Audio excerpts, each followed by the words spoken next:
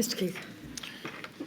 Could we have, please, 265763, which is a WhatsApp from yourself to Simon Case on the 7th of September at 15:21. Mr. Gove, rather delightfully, you pose a daft laddie question. Is the Prime Minister's day structured in the way you'd want to enable all the decisions that need to be taken are taken in a timely way? Are the right people in the room in every meeting to drive progress? Are the right cross-Whitehall arrangements in place to ensure rigorous implementation, etc.? Bearing in mind that this is dated the 7th of September, so now some months after the institution of the COVID-O system, do you know what was done in response to your questioning, bearing in mind that the Cabinet Secretary, Simon Case, says the answer to all your questions is no? Did you follow up on this? Do you know what changes were made systemically to the Prime Minister's day structure and the routes of information that were provided to him? I don't in detail. The principle of the daft laddie question is one I think... I'm so sorry. Could you just confine yourself to answering the particular question, which is, do you know what happened to the concerns that you raise? I think the inquiry understands the benefit and the merits of a daft laddie question. What happened?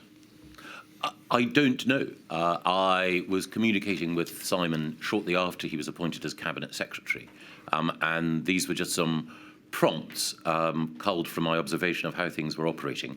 And of course, Cabinet Secretary is the principal policy advisor to the Prime Minister, and I thought that Simon might want to satisfy himself on some of these points.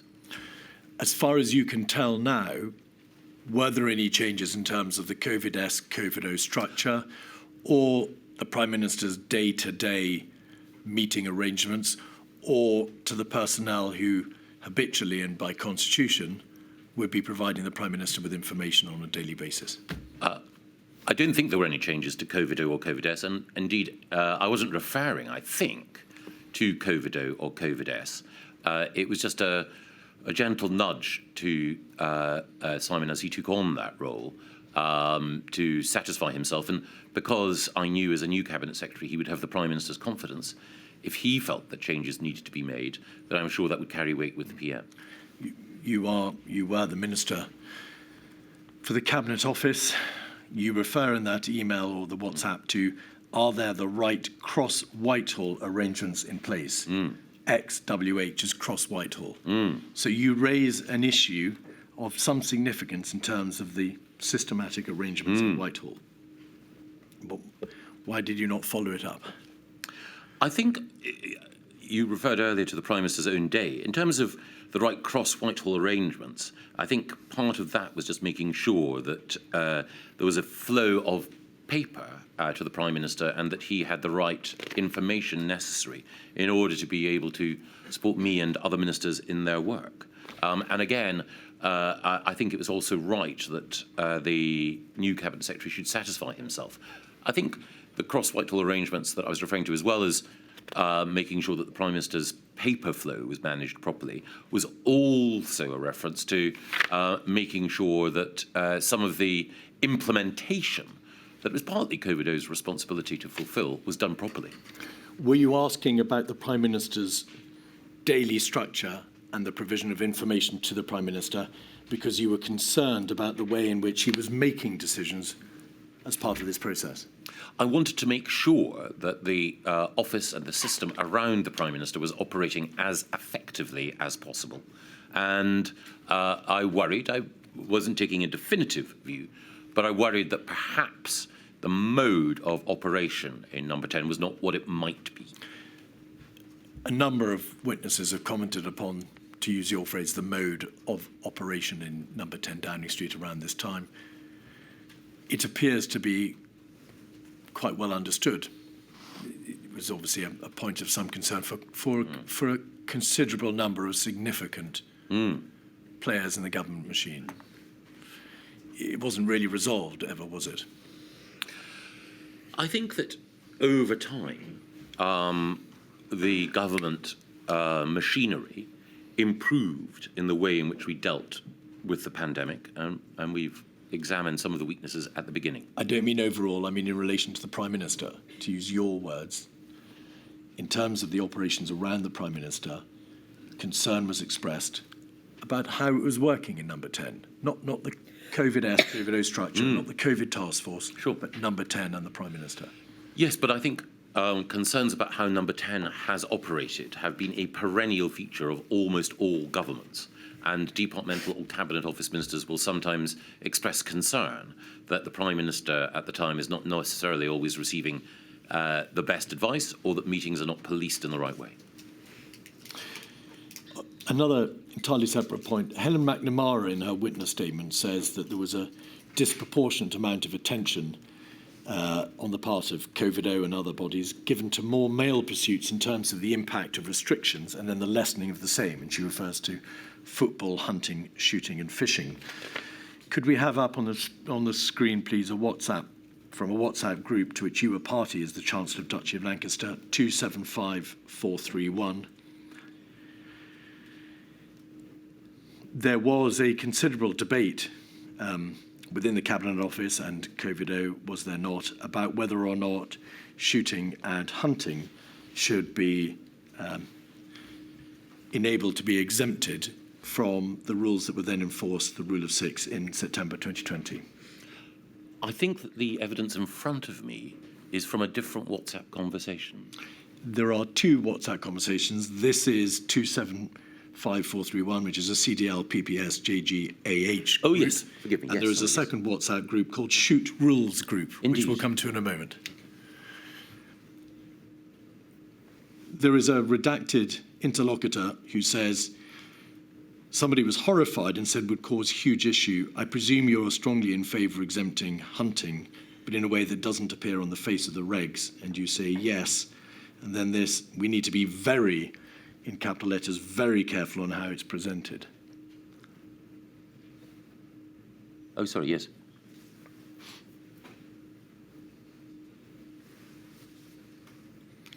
Before you answer, I'll show you the other WhatsApp group, 94541. This is called Shoot Rules Group. And the particular passage is on the 19th of September on page 1. Shooting is exempted from the regulations concerning Rule of Six.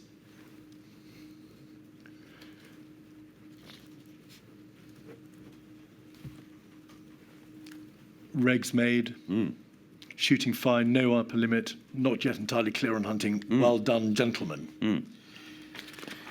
And then there's a reference over the page to amazing what a bit of lobbying can do. What lobbying led to this exemption for shooting and hunting? Well, firstly, I think if we can call back the original WhatsApp exchange, I'd be grateful. Yes, of course. It is 275431.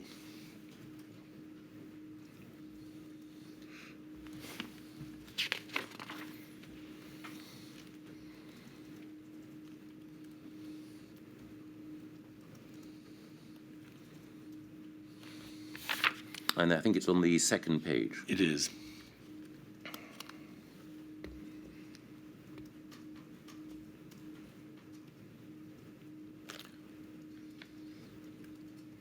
Where are we?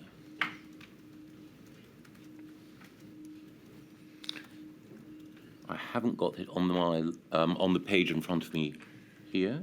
It's 1956-41. Exactly, I've got it now. High Chancellor Exactly. of the Duchy of Lancaster, which is you. Okay.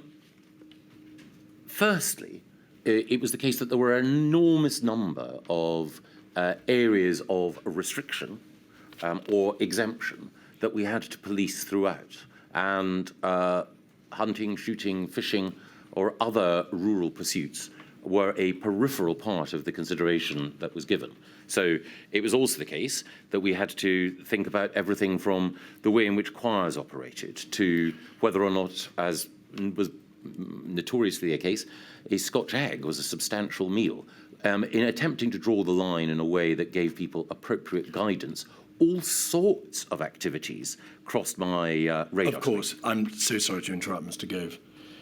Somebody in government said to you, the Chancellor of the Duchy of Lancaster, I presume you're strongly in favour of exempting hunting and shooting, but in a way that it doesn't appear on the face of the regulations. Is that a reference to the regulations which would have provided and did provide for exemption for hunting and shooting? Well, the clear thing there was to make sure that all outdoor sports were treated in a way that was fair and universal. So I didn't want to get into or stoke an argument over hunting. Quite you so. will note that I subsequently said, this is my own personal view, shooting is defensible economically and environmentally. Fox hunting, not so much. I think you can infer from that what my view of the respective activities might be. But overall, while individual organisations, the Countryside Alliance or others, might well lobby for their particular activity which they champion, my own view was that we wanted as much as possible to have sort of horizontal rules, so that whether or not it was rugby league or lacrosse or hunting or shooting, that the same sorts of rules applied to outdoor activity, and that those rules covered the full range and gamut of activities that might be taking place. Mr. Gove, somebody in your department suggests that an exemption be given in a way that doesn't appear on the face of the regulations, that a sleight of hand is applied. No. Instead of saying that's not appropriate, if there is going to be an exemption for shooting and hunting for perfectly proper reasons, the rural economy and so on and so forth, then it should be done openly. But you say yes. Well, the critical thing is that I was specifically clear that we should be thinking about exemptions for all types of outdoor activity, and that we should not, both for clarity overall, but also for public debate, not running through different types of sport and different types of activity. You will see from the later discussion on shooting that I make the point about the rule of six. What I was anxious to do at every point was to ensure there was consistency and fair treatment for different types of activity. Later on, I think in here, there's a reference to freedom of religion or belief.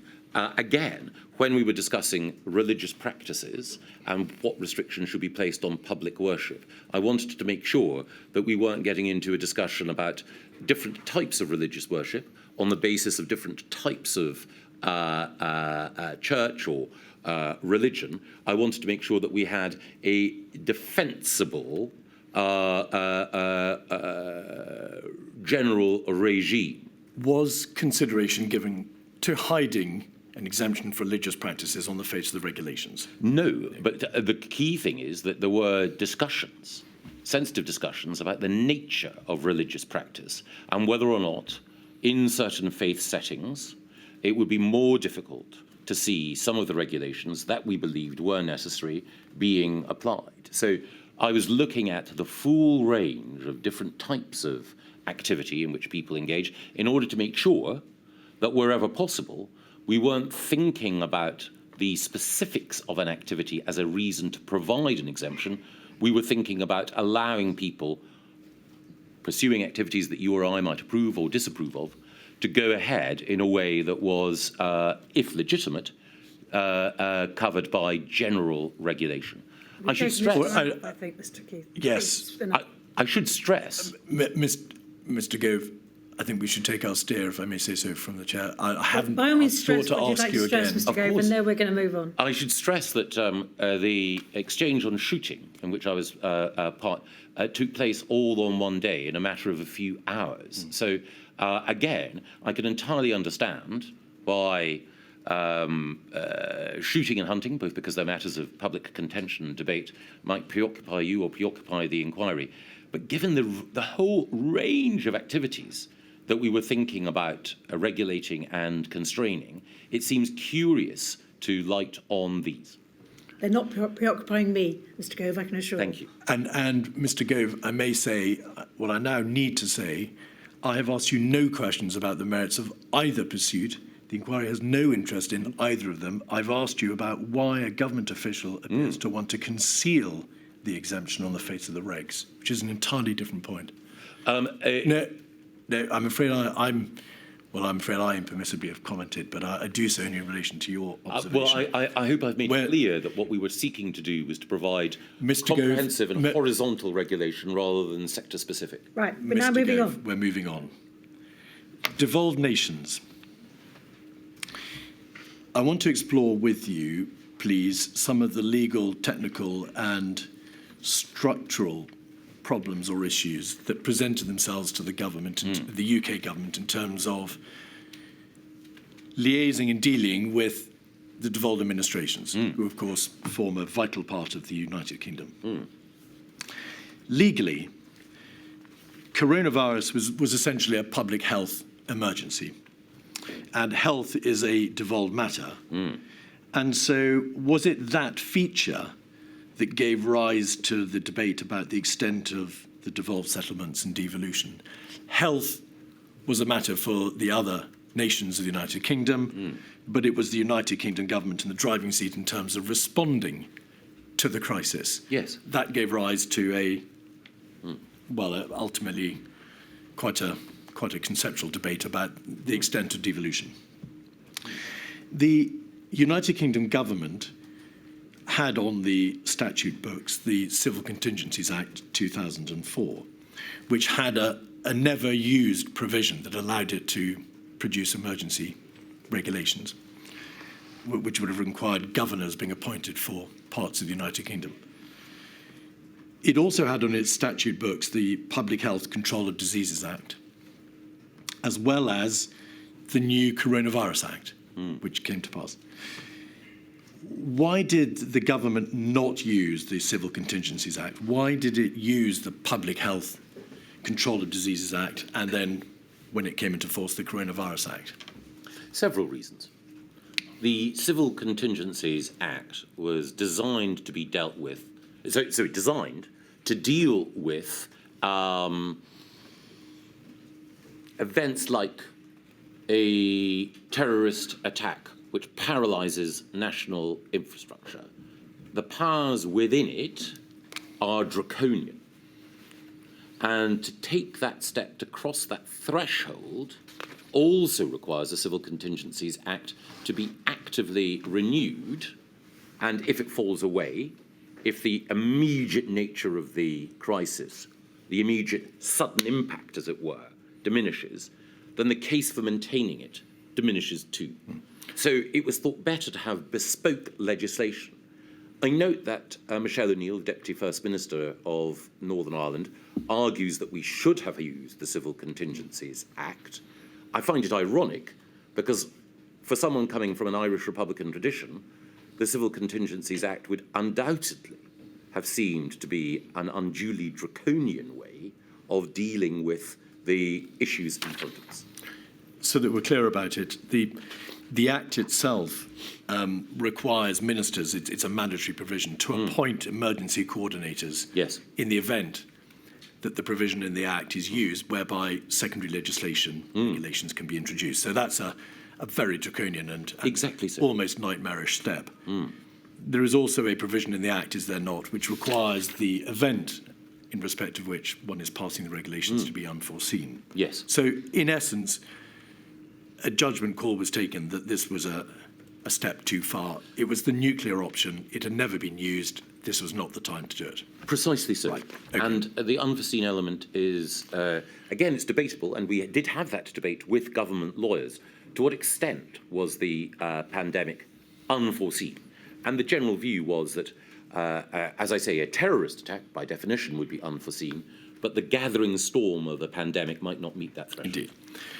The United Kingdom Parliament has always retained sovereignty in the context of dealing with the devolved nations to legislate over devolved issues. But there is a convention, is there not, the Sewell Convention, under which the government will not seek to pass legislation dealing with devolved matters other than with the consent of the devolved nations themselves.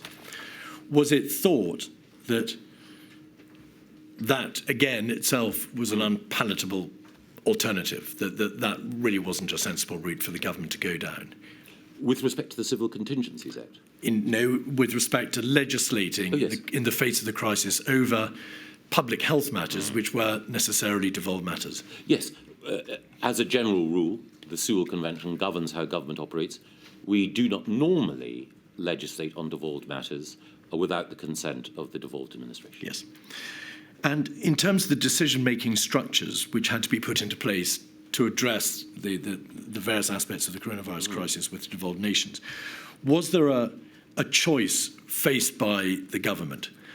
Either it brings the devolved nations fully within its own United Kingdom government decision-making structures, Cabinet, COBRA, Covid-S, Covid-O, and so on and so forth, even where other parts of the United Kingdom government may not be represented, or you then try, or instead you try to bring them in on an ad hoc basis as and when they are required to be there. Was that the fundamental choice faced by the government? You've crystallised it. It was ultimately, again, as with so many things in government, a continuum. There were a couple of occasions, I recall, when cabinet colleagues bristled at the fact that sometimes the devolved administrations were involved in discussions and influencing decision-making in fora which they were not represented in. So there was a sense amongst some cabinet colleagues that, well, you know, we're the principal body of the executive of the United Kingdom government, and yet you're discussing these things with Nicola Sturgeon, Michelle O'Neill, Mark Drakeford et al. So balancing was important. My own view is that overall we benefited from bringing in the devolved administrations as early as possible during the whole pandemic. You are, of course, aware that in the additional witness statements from Sturgeon and Baroness Foster and Mr. Given, that their position is that they feel that they weren't really brought properly into the decision-making structures. It was more of an information route, that they were there to be told what the government had decided, and it was a question of giving them information about those pre-existing decisions. Is that a fair analysis, do you think, or not? Not completely, though I do understand their point of view. Again, in Nicola Sturgeon's supplementary evidence, she says, I'm asked if I agree with Michael Gove's comments that committee meetings involving the devolved administrations worked reasonably well and were collegiate. Yes, she says, I broadly agree. Now, she also goes on to say that there were some particular suggestions that she made about policy, which the UK government didn't follow up, but she didn't necessarily expect us to do so. And again, it's in the nature of devolution that decision-making on a UK-wide level will be taken by the UK government. It's better if that's informed by the views of the devolved administrations. And I always sought, in broader discussions in Cabinet or in other committee meetings, to make colleagues aware of how devolved administrations felt. And when I felt they were making an argument of merit, I would regard it as my duty to pass that on as clearly as I could. I mean, the reality, isn't it, that different parts of the United Kingdom will approach the same problem in different ways. There may be differences in terms of the epidemiological position that they have reached, in terms of their healthcare facilities, in terms of what the position on the ground is in each of those nations. So there were bound to be difficulties in terms of an absolutely common approach that was unrealistic. Yes, I think that is right. If I may, I would make one other point. You quite rightly point out, obviously, that health is devolved and public health is devolved. But there is a distinction, I think, between two different types of public health intervention. On the one hand, there's the straightforward public health intervention about keeping ourselves healthier, how much fruit to eat and so on. That's quite properly a matter for the devolved administrations. But when you're dealing with a pandemic, and a pandemic which is raging across one island, Great Britain, then I do think that there is a case for saying that there can and should be certain UK-wide powers exercised at the centre. I think it is an open question to draw that distinction between two different types of public health interventions. Because again, one of the points that Michelle O'Neill makes, very fairly, is that the island of Ireland is a single epidemiological area. It was always regarded so in terms of animal health and a fortiori in terms of human health.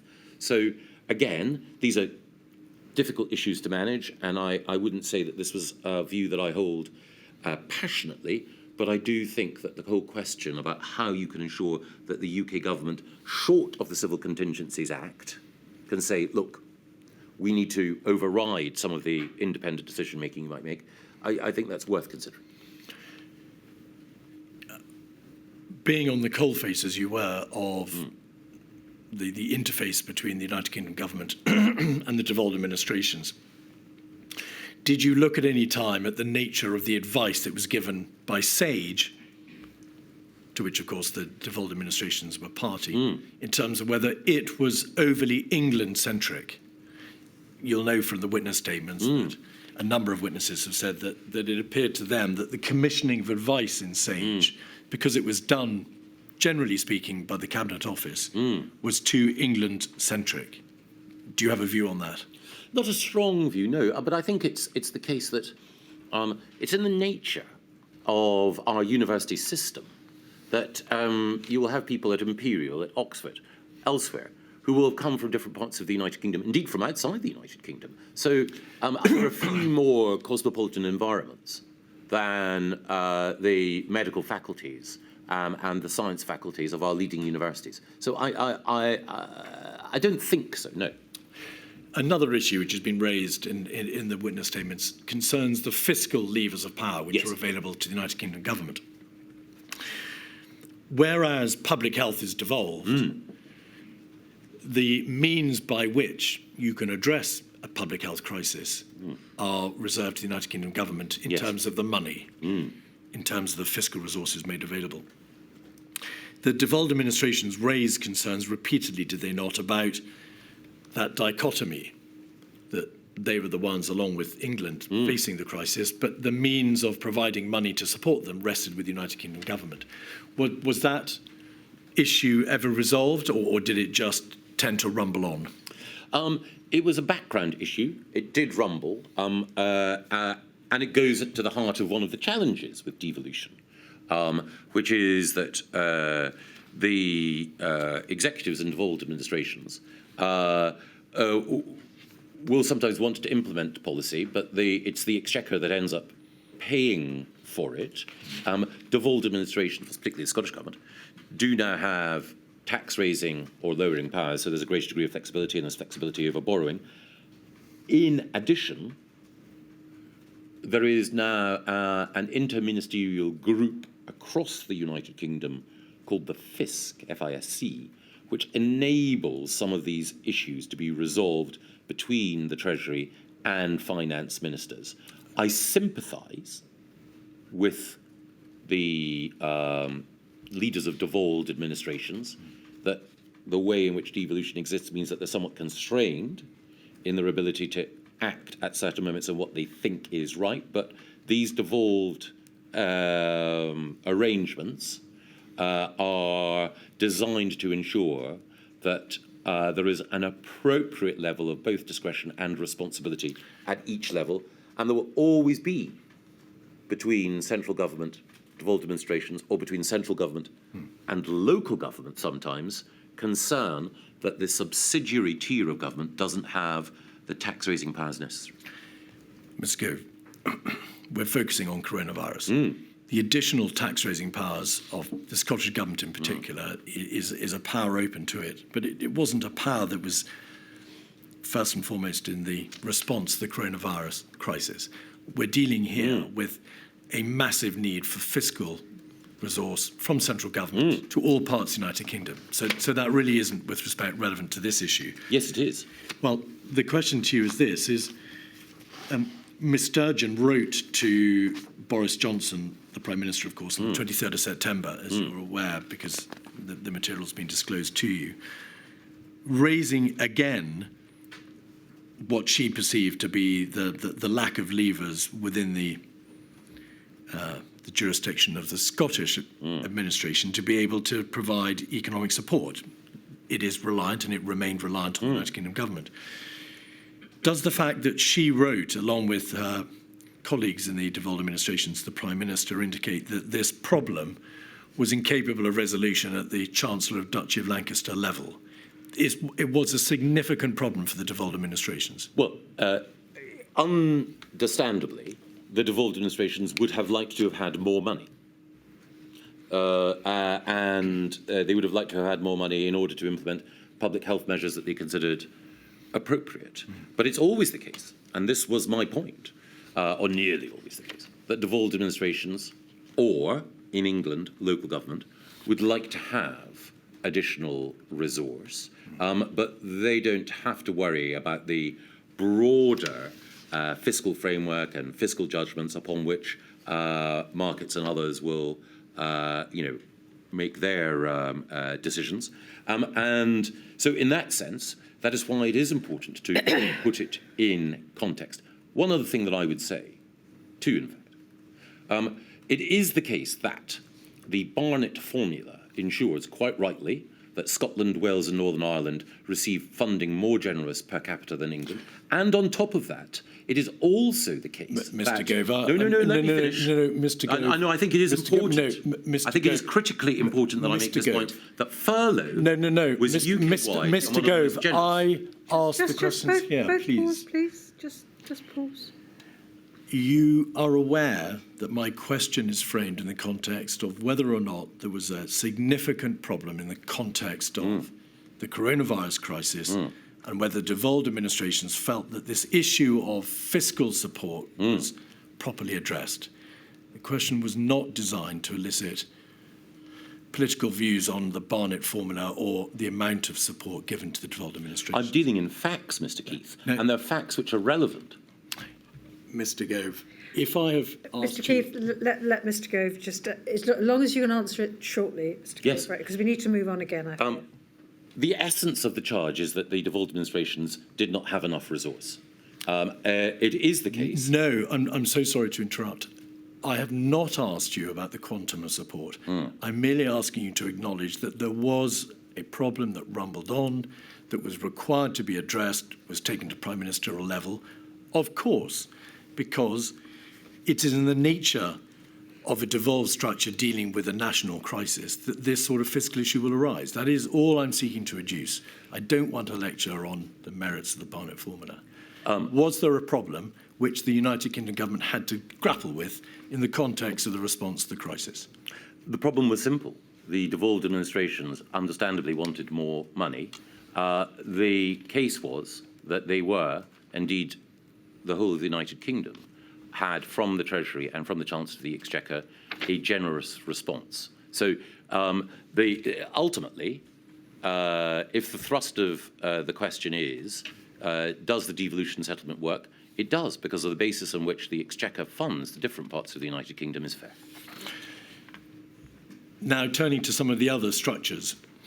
COBRA, it's obvious from the material that devolved administrations were invited to attend COBRA.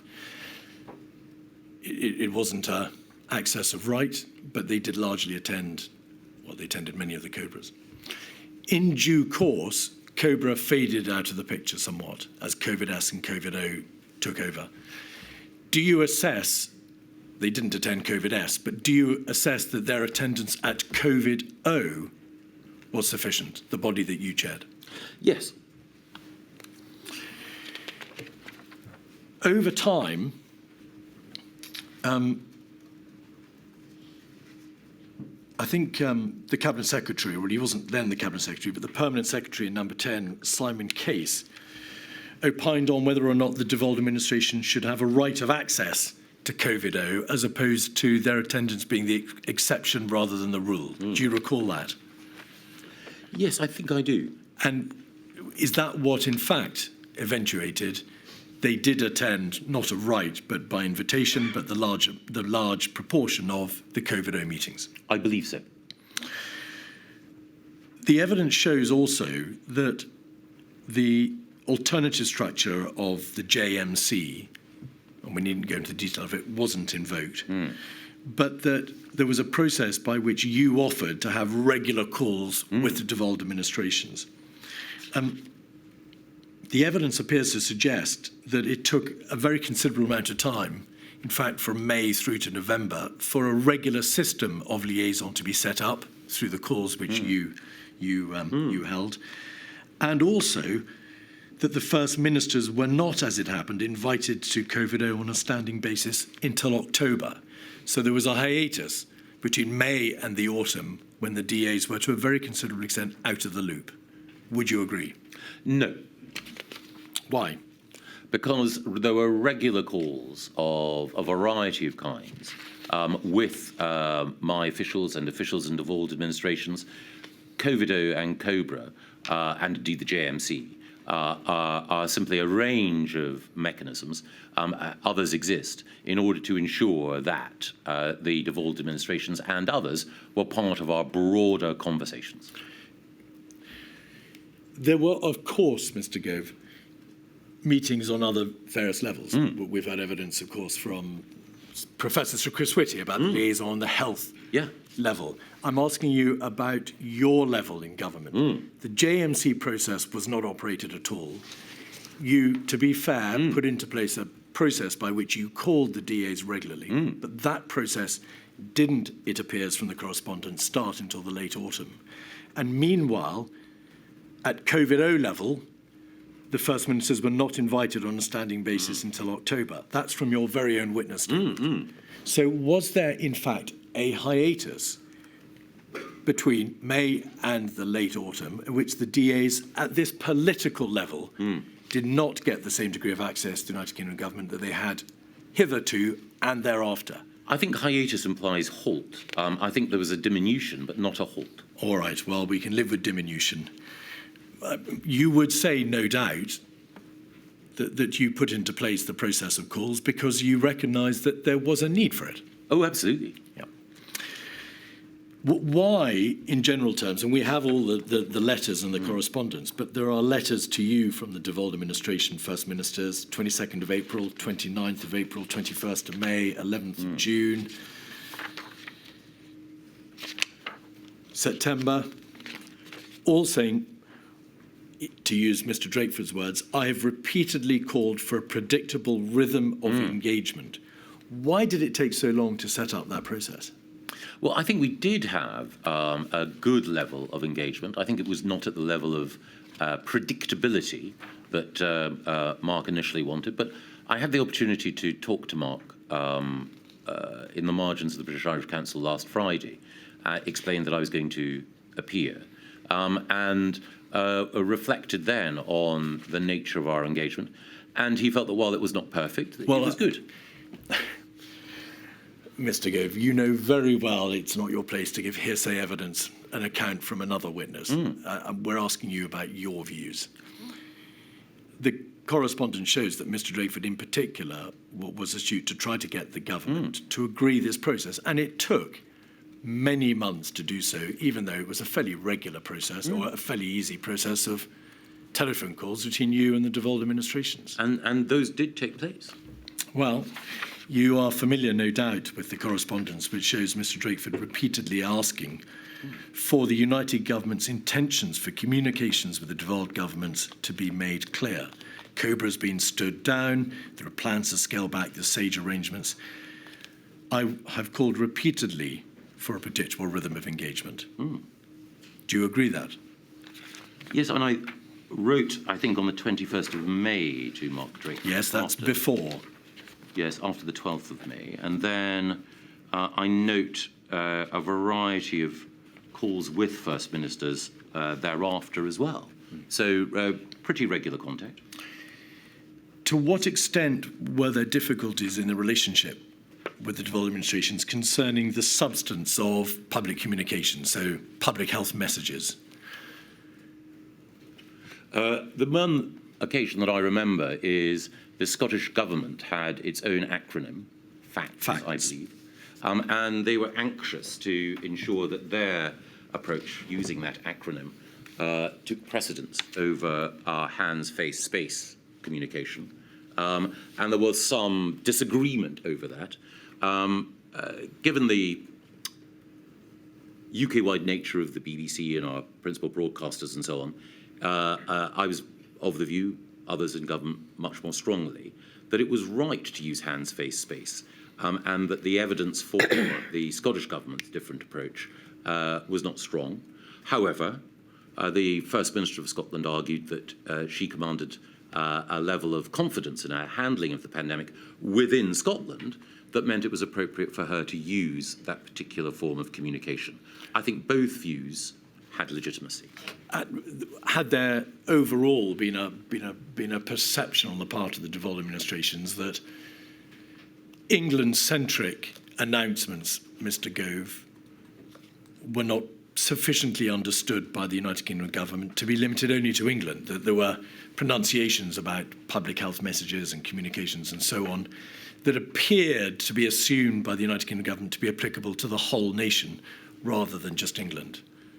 You're aware of the material from the Devolved administration saying that they felt that you overstepped the mark in terms of the application of these messages to the whole nation. I don't believe that it led to any particular detriment to the effective delivery of policy, though, of course, at times, either the Scottish or the Welsh Government or the Northern Ireland Executive might have felt that they could have communicated things better. But on the whole, when you were dealing with, as I mentioned, as we acknowledged earlier, a virus whose impact is the same across the United Kingdom, then the clarity of communication, for example, hands, face, space, I believe is helpful. Was the Scottish Government informed in advance of the change in the United Kingdom government messaging from stay at home to stay alert? I don't believe so. So that's a pretty good example of there being a failure of communication. The major public messaging of the United Kingdom government from stay at home to stay alert was not discussed or debated with the Scottish Government in advance. I don't believe it was, but then I don't believe that it resulted in any particular detriment to the handling of the pandemic. It's an obvious point. Why was it not discussed in advance? There were many, many things that we sought to discuss with the Scottish Government and the devolved administrations, but not every communication was exhaustive. And it is the case. Again, I don't want to make too much of a political point, but I think this is just a matter of fact. Why was that particular important change, perhaps one of the most important changes in public messaging in the course of the crisis, not communicated to the Scottish Government first? Well, we communicated a great deal. We didn't communicate everything to the Scottish Government. And I want to be fair. The first thing is, there will, I am sure, have been failures in what we communicated to the Scottish Government and other devolved administrations at times. But it is also the case that the Scottish Government, and I admire the way in which Nicola Sturgeon handled COVID generally, but the Scottish Government is led by a political party that has a desire to generate at particular points causes for grievance or objection to the UK government's constitutional position and broader policy position. So it will be the case that there will be a temptation for some in the Scottish Government and in the Scottish National Party to exaggerate the impact of a mistake or an error in order to feed a broader political mission. Do you acknowledge, Mr. Gove, that Nicola Sturgeon and Mark Drakeford and Arlene Foster robustly reject any notion that they acted for such purely venal political motives? Well, again, I would draw a distinction. Do you accept that they say that in their witness statements of this inquiry? I do. Right. But I also think that, again, it is a matter of fact that Mark Drakeford and Arlene Foster belong to political parties that believe in the maintenance of the United Kingdom, and Nicola Sturgeon does not. Consideration of vulnerable and at-risk groups in decision-making. Another important area of your work was the chairing for a while of the GPS MIG. Yes. And its focus on vulnerable children and the non-shielding vulnerable.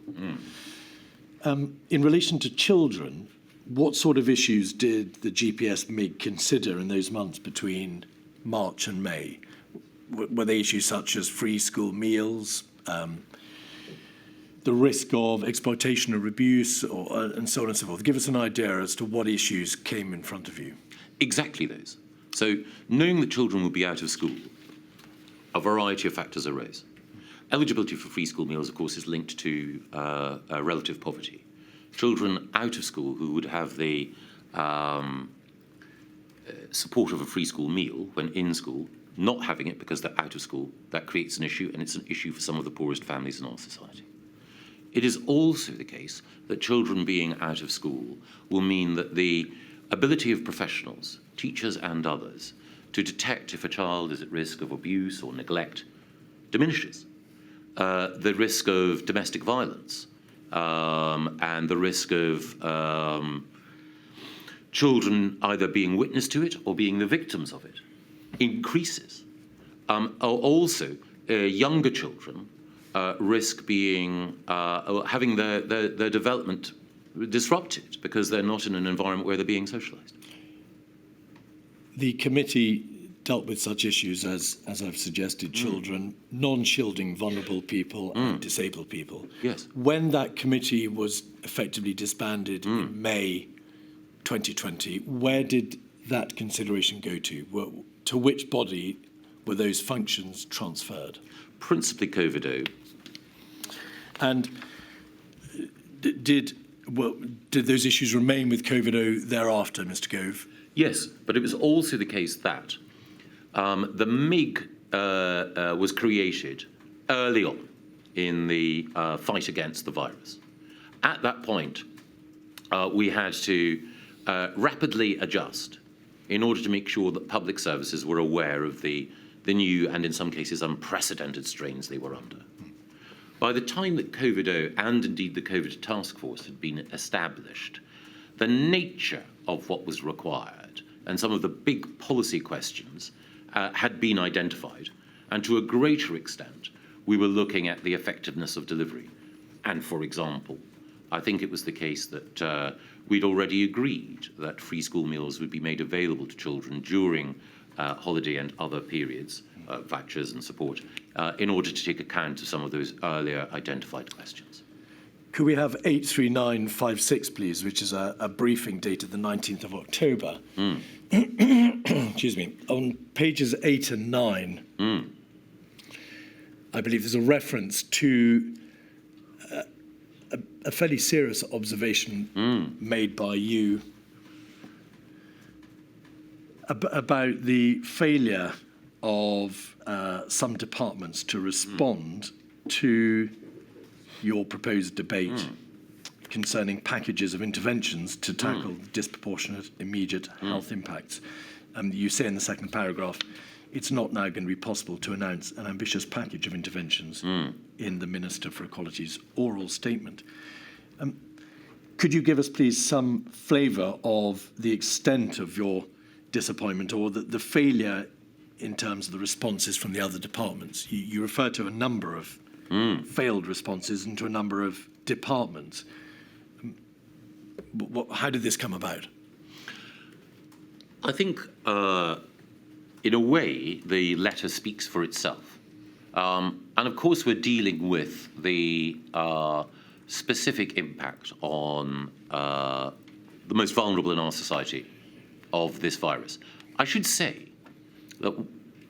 Mr. Gove, I'm very sorry. In light of the time and dare I say, your propensity to comment politically, can I ask you, please, just to answer the question, which is, how was it that the departments that you criticised came to fail to respond to your call to contribute to this package of interventions on which you were working? Well, that is a question that requires extensive political commentary. Well, my lady will stop. You're not the first politician to make political comment during the course of this inquiry. If you keep your answer as short as possible, it's time, apart from anything else, Mr. Gove, as you'll understand. Structurally, just in terms of government administration, why had these departments fallen short? Just in terms of their work product, they had failed to do what you had asked them to do, and you were disappointed by their response. Why, administratively, had they dropped the ball? Well, when I talk about political commentary, I don't mean partisan. I mean explicitly. Just answer the question. He's going to? Well, I will, but the key thing is that the question requires extensive answering. There's a tension between being brief and answering your question properly. I note, Mr. Keith, that you want us to keep our answers brief, but if it's also the case that you want them to be answered effectively, then I'll have to go on at some length. Mr. Gove, Looks like we've what a us here, Mr. Keith. I've heard some inter-aurem threats in my time, but that I'm afraid to say takes the Mr. biscuit. Keith, is there a different way to ask Yes. the question? I'm going to read. I would say it was a promise, not a threat. Mr. Gove, what was the ambitious package of interventions you had hoped to announce? Well, there were a range of interventions that I was keen that we should announce in order to help the disabled, to better monitor the impact of the virus on those from visible ethnic minorities, and to deal in particular with the plight that children faced. It is often the case that whoever happens to be the Cabinet Office Minister, or indeed the chair of any Cabinet committee, will write letters chiding government departments for their failure to deliver in a variety of areas. I have done so on everything from levelling up to reforming the planning system to a variety of other areas. Of course, this is a particularly important issue because of the nature of the pandemic and the vulnerability of the groups concerned. But it is not a unique example of me or someone doing my job attempting to challenge other government departments to raise their game. Were you able to bring them up to the mark? Did they deliver in due course or not? Yes. Right. How long did it take? I think that it was a few more weeks. But again, at every stage, I was progress chasing in my role as CDL and MCO, as anyone doing that job would have and has. Moving to an entirely separate issue, the local lockdown structure and COVID-0 in the summer. The body COVID-0, which you chaired, played a significant role in the imposition of these ad hoc local lockdowns in the summer of 2020. The evidence shows that the DHSC Local Action Committee might recommend that a particular area goes into lockdown. It would go to you and COVID-0, and you would decide whether or not a lockdown should be imposed. It is obvious and common ground that Leicester was one of the places, in fact, the first place that was made subject to a first local lockdown, and later Manchester. Evidence has been given to the inquiry by the Mayor, Mr. Rotherham. You may have heard the evidence yesterday that he believes that Manchester was treated. In fact, it wasn't Mr. Rotherham, it may be Mr. Burnham. Andy Burnham said that Manchester was treated, in his view, appallingly, not necessarily in terms of there being a public health need for this intervention, but in terms of the process by which Manchester was placed under the restrictions, the debate about the fiscal support which would be given, and the speed at which it was done. In brief, do you accept that criticism of the COVID-0 local restriction process insofar as Manchester was concerned, or not? I think it was broader than just Manchester in the way in which it was flawed. The reasons he advances for the failures in the system, are they of equal application to the other places that were placed under lockdown or restrictions? Not quite equal, but broadly related. So, and were they the fiscal debate, the way in which the system, as they saw it, put them under the restrictions too fast, and their effective inability to be able to respond and say, no, you're not doing this? I think there are three things. Firstly, I think that the tiering system overall was inherently flawed. So I can rehearse why. We'll come to that maybe in the context of the October tiering system. Of course. The second thing is that I think that the Mayor of Manchester, Greater Manchester, has a point, as indeed others did, that it's one thing to suggest that you should have stricter measures and demand that the Treasury should pay for it. It is another thing to have stricter measures, as 'twere, imposed, and then for there not to be necessarily the resourcing that you believe is necessary. So that is the distinction between, as it were, the Sturgeon position and the Burnham position. And I have more sympathy with the Burnham position. That system was played out in the summer, and of course a number of places went into lockdown or restrictions. There was clear advice public health advice, scientific and medical advice from September onwards that a second wave was coming. Infections were rising, prevalence was growing, and in a sense, that we would be back to where we were in the spring or early spring, February, March. To what extent was it acknowledged within government that the tier system, which was then Yes. applied nationally in October and then without any form of negotiation applied again in December, realistically would work? It's understandable that the government would wish to try an alternative route, short of a lockdown. Let's try the tier system and see whether it works and can get us out of this epidemiological hole. Yes. But it must have been obvious that there were very real, severe flaws in its design and in its application. All places would end up epidemiologically leveled up at the highest level. That was the nature of the beast. Yes. So when the government gave considerable time and energy to putting this system into place in September and October, it was announced on the 14th, did you not assess that this was a waste of time, a flawed exercise, that it would never provide the solution that you thought it might? I was sceptical and grew more sceptical about its efficacy and believed, and I think I advocated for, an approach which was more England-wide.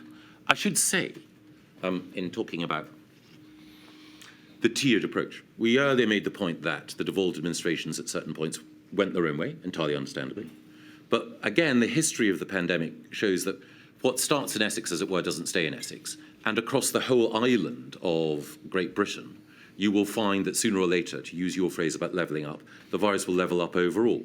Now, it may well be that at different points, the approach of the Welsh Government or the Scottish Government might have been wiser than the approach of the English Government, but ultimately, sooner or later, within an epidemiological area, and you will find that unless appropriate restrictions are in place, the virus will spread, and hence Indeed. the weakness of the tier system.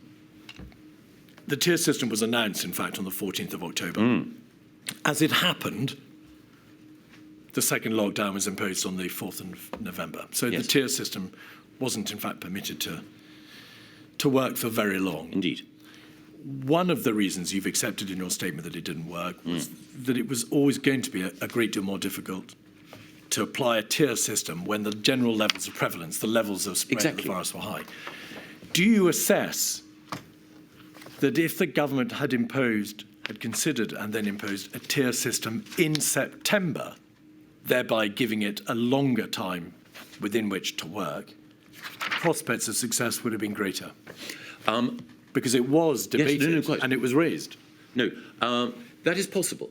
Again, I think, rather than necessarily it being the tier system per se, because again, it's difficult to restrict the spread of the virus geographically, it's looking at the budget of measures overall. Throughout the decision-making, we were reminded that there were broad restrictions on social mixing that would reduce the spread of the virus. And the more restrictions you imposed, the lower the spread, but of course, the greater the cost in liberty. Dividing the country up into tiers is one way of attempting to meet that budget in certain areas, but not in others. But it's also possible that we could have had a higher level of restriction uniformly across England without having specific tiers, as it were. The point is a slightly different one.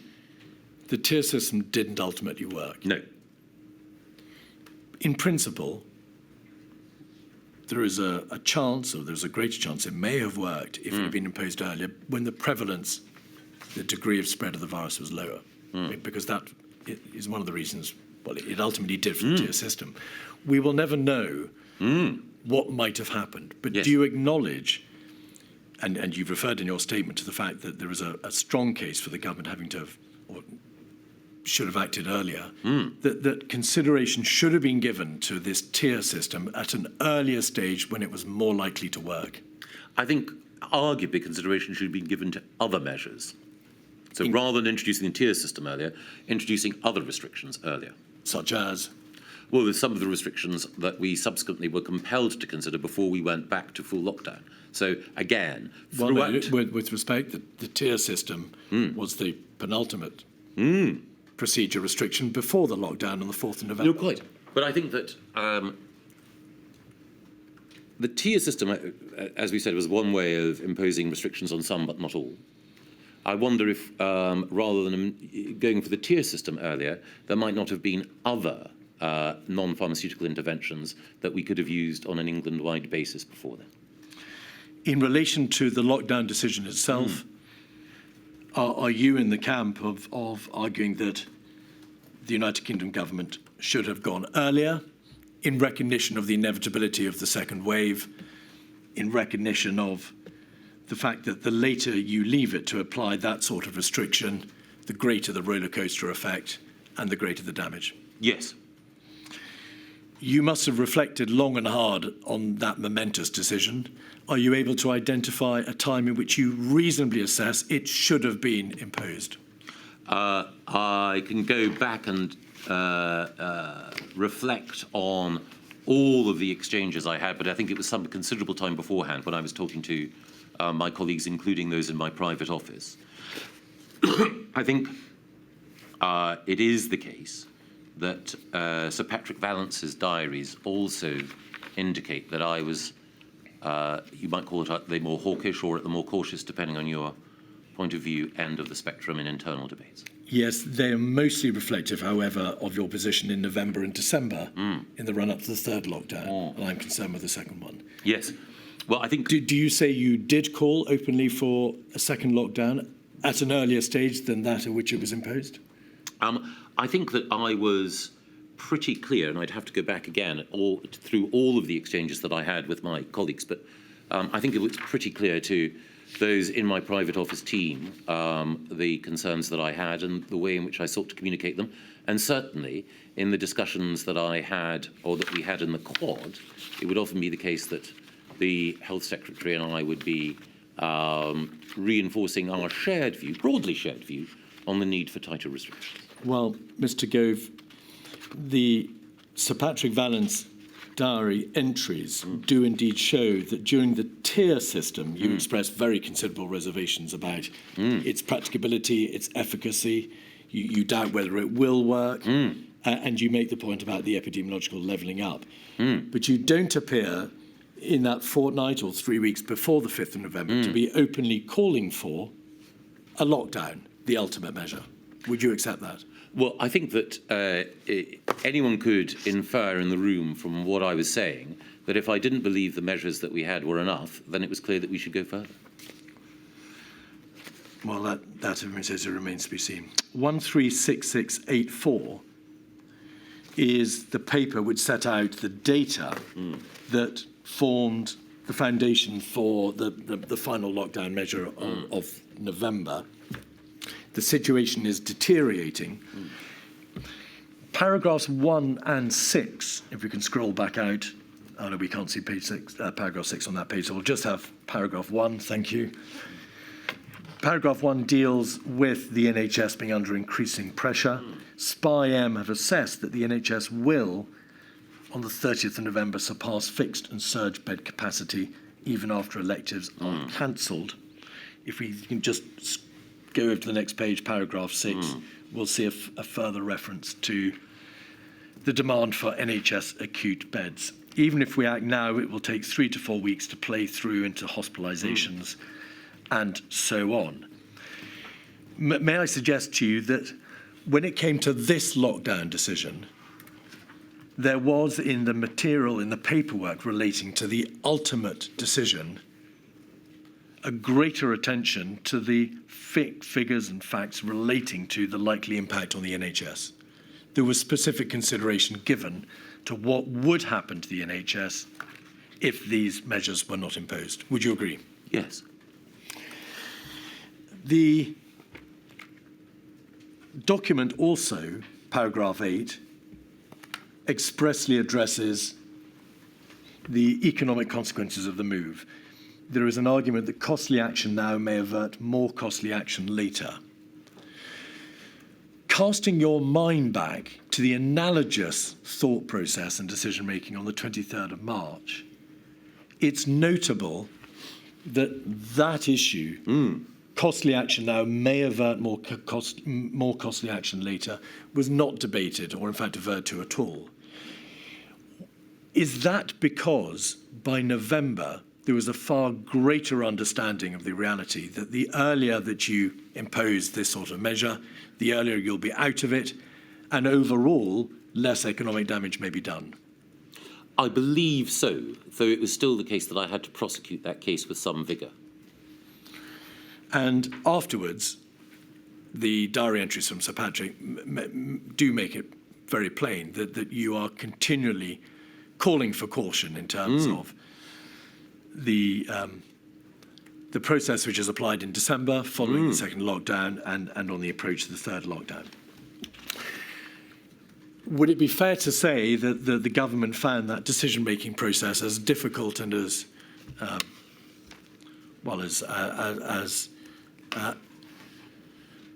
anxious and as really impossible as it did the first level of decision-making in March? Do you agree that the government found it exquisitely difficult to make the decision about whether or not there should be a second lockdown? It was certainly difficult for the reasons that I alluded to earlier.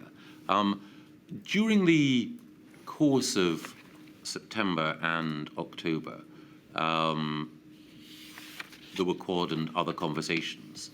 And in those conversations, one could see, again, the Prime Minister's hope that the worst might be behind us. And also the concerns that I and others had that the conditions for a difficult second wave were growing and that timely and serious action needed to be taken. And I was just looking back at the exchanges with people in my private office at that time and some of the points that I was making at that time to them about the arguments that I would be making in the Quad and elsewhere, in the CDL, PPS, JGAH chat group. On the 14th of December, Sir Patrick Vallance records in his notebook these words: Prime Minister now worrying about Christmas, too late. Agreed that reframing advice about Christmas needs to take place. Gove says measures from last year show we have been, and then he quotes the words too lenient and too late. And again, in inverted commas, we cannot make the same mistakes yet again. If you use those words, what mistakes, yet again, were you fearful that the government would make? Allowing too much social mixing. And by implication, not taking the decision to impose a lockdown early enough, which is what your position is in relation to the second lockdown. I think it is both coming quickly to that decision and making sure that that decision is strong enough. So with reference both to tiers and more broadly, the phrase go early, go hard has been used. And my view is that too often we didn't go early enough and didn't go hard enough. On the 2nd of January, you sent a private note to the Prime Minister setting out your view, but there was no alternative but to adopt a strategy of maximum suppression. Why, in the context of this extraordinarily complex government process with committees and reporting lines and COBRA and COVID-S and CTF and COVID-O, was it necessary for you to send a private note to the Prime Minister expressing your views on the ultimate decision, which was to impose a third lockdown? I wanted to make sure that it got to the Prime Minister direct and without any interference. Pause that. Interference by whom? Well, I wanted to make sure that he saw my own unvarnished opinion, that it was laid out in black and white. It's sometimes the case in conversations and exchanges like this that you can't always say everything that needs to be said. So sometimes a document is the crispest and clearest way of doing so. It was the case that the document had been assembled with the help of my team in Cabinet Office. It was also the case that a copy of the document was passed to the Prime Minister's private office as well. But you were the chair of Covid-O. You were a senior minister. You've been a member of the Quad. You had a variety of means at your disposal to send messages through to the Prime Minister, through your private secretary, through your principal private secretary, through whomsoever. Why did you have to resort to your Gmail account to send the Prime Minister your views as a fellow government minister on the most important issue facing the nation that day? In many different arenas and many different fora, as you say, I had the chance to express my view, and I would always use as many as I could in order to get my view across when I considered necessary. You asked me, quite rightly, I think, to reflect earlier, if I hadn't been vigorous enough in stating my view at some points in the pandemic. I suspect I wasn't. On other occasions, I felt that it was necessary to adopt a not just belt and braces approach, but by any means necessary approach in order to make clear what I felt. You assessed that it was necessary to make your views particularly plain to the Prime Minister. Yes. Because you were concerned that, for obvious reasons, he may find the alternative approach preferable to yours. You wanted to make sure that you got your way in terms of his decision. Is that the nub of it? I wanted to make sure he was clear about what I thought. I think it's fair to say that it wasn't about getting my way, it was about doing what I believed to be right. But of course, these are perhaps different ways of describing the same intent. Yes. You wanted the last word, and you wanted to make sure that he would do what you believed was in the best interests of the country. Yes, I think it's the responsibility or duty of any minister, if they're dealing with a situation like this, to try to make sure that the government does the right thing. Of course, I'm not the ultimate decision maker. I'm not saying that in order to evade responsibility. No. But just to be clear that, quite properly, at certain points, once a decision has been taken, even if you didn't agree with it, you've got to get on with implementing it to the best of your ability. Why had you not, and you specifically told this inquiry, why had you not, on the 20th of March, when the analogous decision was being made in the spring, not expressed your views then as plainly as you did on the 4th of January, but instead took the consensus approach that you've described in terms of chairing? Well, I think I could at certain times, as I said earlier, have been more vehement, but I think it is also the case that in the in Imran Shafi's notes of the conversation in the weekend preceding that, that it's pretty clear that I was forceful, sometimes terse, in urging rapid action at that point. And I think, well, again, you've made the point that I shouldn't introduce evidence that relates to conversations which are not in front of us, but I think that others, if questioned, would say that weekend I was certainly very clear about the need to act. But I also wanted to acknowledge that while I had a strong view, it was for the Prime Minister ultimately to decide, and it was only right that he should hear from others who took a different approach. And the final topic, very briefly, do you commend in your witness statement a number of lessons learned dealing with such matters as training and the requirement for ministers and officials to take part in exercises, and the overarching need to ask, and I get the final word, daft laddie questions? Yes. There we Mr. are. Gove got the final word, Mr. Keith. Mr. Gove, I'm sorry I can't say it's time to go. I'm afraid we're going to take a 10-minute break now, and then we've got about an hour of questions for you. I'm really sorry, but No, not at all. I must allow the call participants to ask important questions. Of course. And then for everybody else to understand, we then at 4 o'clock will start the evidence of Dame Jenny Harris. I think she's been warned, and we'll try to finish this evening at about 5 o'clock. So I should be back at 3.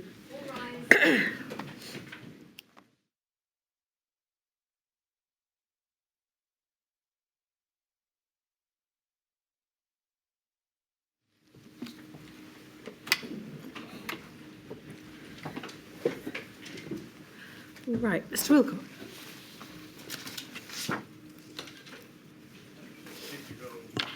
I represent the Northern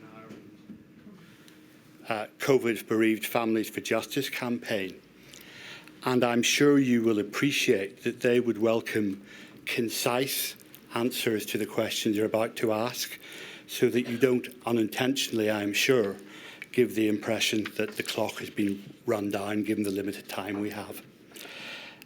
My questions are all on what you describe in your witness statement as your role in managing the devolved nations. And my starting point is expert evidence that we have already heard from Professor Ailsa Henderson, that I'm sure you're familiar with, that in her opinion, the UK government took positions on intergovernmental relations and how the devolved administration should be integrated within a UK-wide response to the pandemic, that were driven not necessarily by what would be best able to respond to an epidemiological event, and that there was a desire to structure intergovernmental relations for ad hominem reasons. And she quoted, "There's a clear effort to control or handle one of the First Ministers in particular. There's a fear of federalism, there's a fear of leaks, there is a perceived kind of venality or self-serving nature to the motives of the devolved administrations, and never a reflection that this might also be true for all actors." Is there any truth in her analysis? Some. Which bits? You've asked me to be concise. I'll try to be. Again, I have no desire to run down the clock, and if it would help the inquiry, I'm more than happy to come back at any point. But I think the key thing is, with the devolved administrations, we have different personalities and different parties represented. But I do believe that overall, and certainly it seems to be the case that the evidence from all the First Ministers attests to this, that generally the meetings were cordial, generally we made progress, generally there was an understanding of the importance of proceeding on a UK-wide basis. And I think that the frequency of conversations that I had with leaders of the devolved administrations, well over 100, attests to the fact that government as a whole took seriously the importance of coordination and consultation. Well, Professor Henderson quoted specifically a fear of federalism, a fear of leaks, a perceived kind of venality, or self-serving nature to the devolved administrations. And you said that there was some truth to what she said. Which one of those four is there some truth to? Well, I think with respect to fear of federalism, the Prime Minister in his own evidence, former Prime Minister Mr Johnson, says that it was important to recognise that there was a difference, and there is a difference between the UK government's role and the role of the devolved administrations. But I think that while the Prime Minister was clear about that, the effective operation day-to-day and coordination of activity was good. Can we please have INQ 0009138 on screen, please? And while that's going up, Mr Gove, it's a readout of a call that you had on the 22nd of April with, amongst other people, the Secretaries of State for Scotland, Wales, Northern Ireland, and then they're described in the document as TOs. Yes. I think TOs, are they not, the civil service departments, territorial offices for Scotland, Wales and Northern Ireland? Yes. So before we go to the readout itself, can you look at the email on the first page from someone in the Northern Ireland office, where on the second paragraph it was said that, quote, going into the meeting, there was a concern that the Cabinet Office, whose role you've told us about was to coordinate government policy, were seeking to take ownership of DA handling and union strategy more widely. We'll clearly need to keep a close eye on this. Were you aware in April 2020 that the Northern Ireland office was concerned that you and the Cabinet Office were seeking to take ownership of DA handling and union strategy in the early months of the pandemic? I wasn't aware of any concern, but I think the second sentence in that paragraph, CDL, that was the role I had at the time, seemed keen to press ahead with instituting a regular meeting with himself, the devolved administrations, and the territorial offices during COVID-19. Again, under questioning from counsel to the inquiry, the point was made that Some felt there wasn't enough conversation. Yeah. I think that what this shows is that even though, of course, there was a spectrum of opinions, I personally was keen that we should involve the devolved administrations as closely as possible. So I think the short answer was yes, you were aware in general terms. Well, I, again, was aware that, of course, territorial officers wanted to make sure that they were fully involved in those conversations as well. But my intention was to ensure that both the territorial secretaries of state and the respective First and Deputy First Ministers were involved as well. So, again, my aim throughout was to have the maximum possible sharing of information and discussion. Well, let's have a look at the readout itself, if we may, Mr. Gove.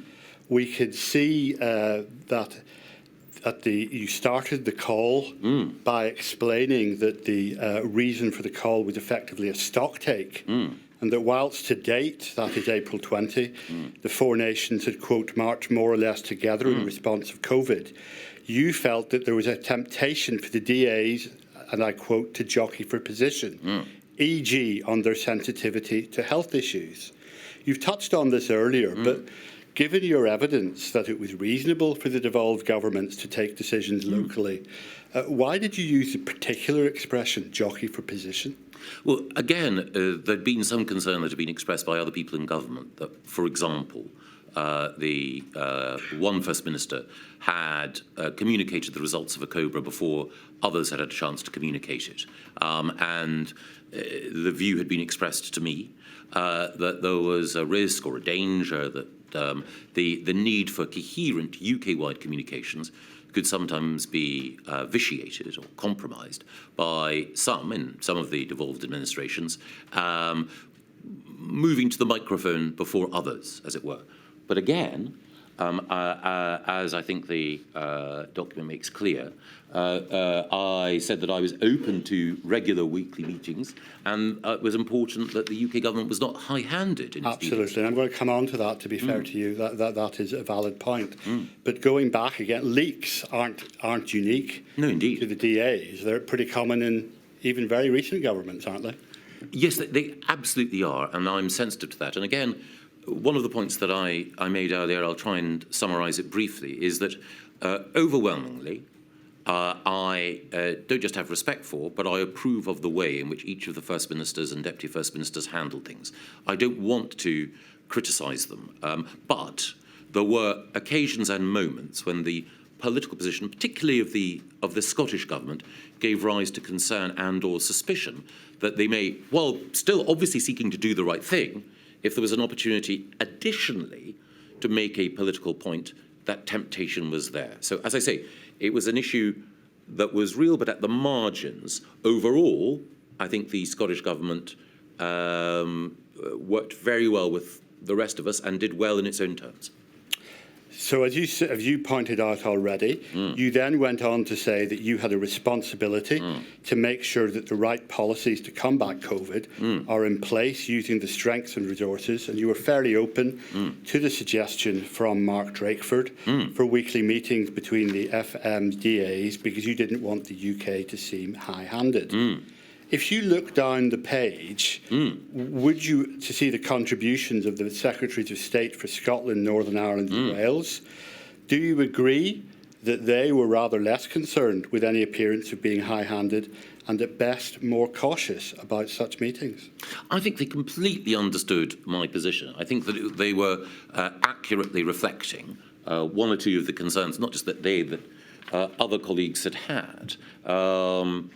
So, again, the Secretary of State for Northern Ireland fairly made the point, which I briefly alluded to earlier, that First Ministers were sometimes privy to decision-making and involved in decision-making before other cabinet ministers. And again, there was a balance to be struck, but they were reflecting that concern. But I think that it was in the context of a thoughtful and reflective conversation on the pros and cons of particular types of engagement. Now, Professor Henderson's point was, I think, that structures were made because of concern about the individuals. You've spoken about concerns you had about the First Minister for Scotland. Can we go to the next page, please? And about 14 lines down, we can see that the Secretary of State alleges that the default position of the Sinn Féin DFM, Michelle O'Neill, will be to agree with the approach in the Republic of Ireland. Now, Mr Gove, you will know the group I represent consists of a broad church of people from within all traditions in Northern Ireland.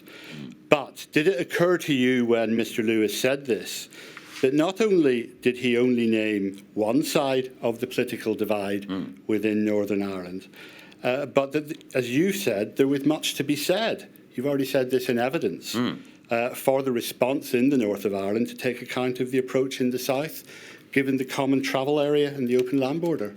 Yes, and I don't think that either of those two things are mutually exclusive. So I think absolutely, whatever the political tradition or party of any member of the executive in Northern Ireland, all of them were aware of the nature of the common travel area, the nature of the island as a single epidemiological area, and the particular challenges that raised.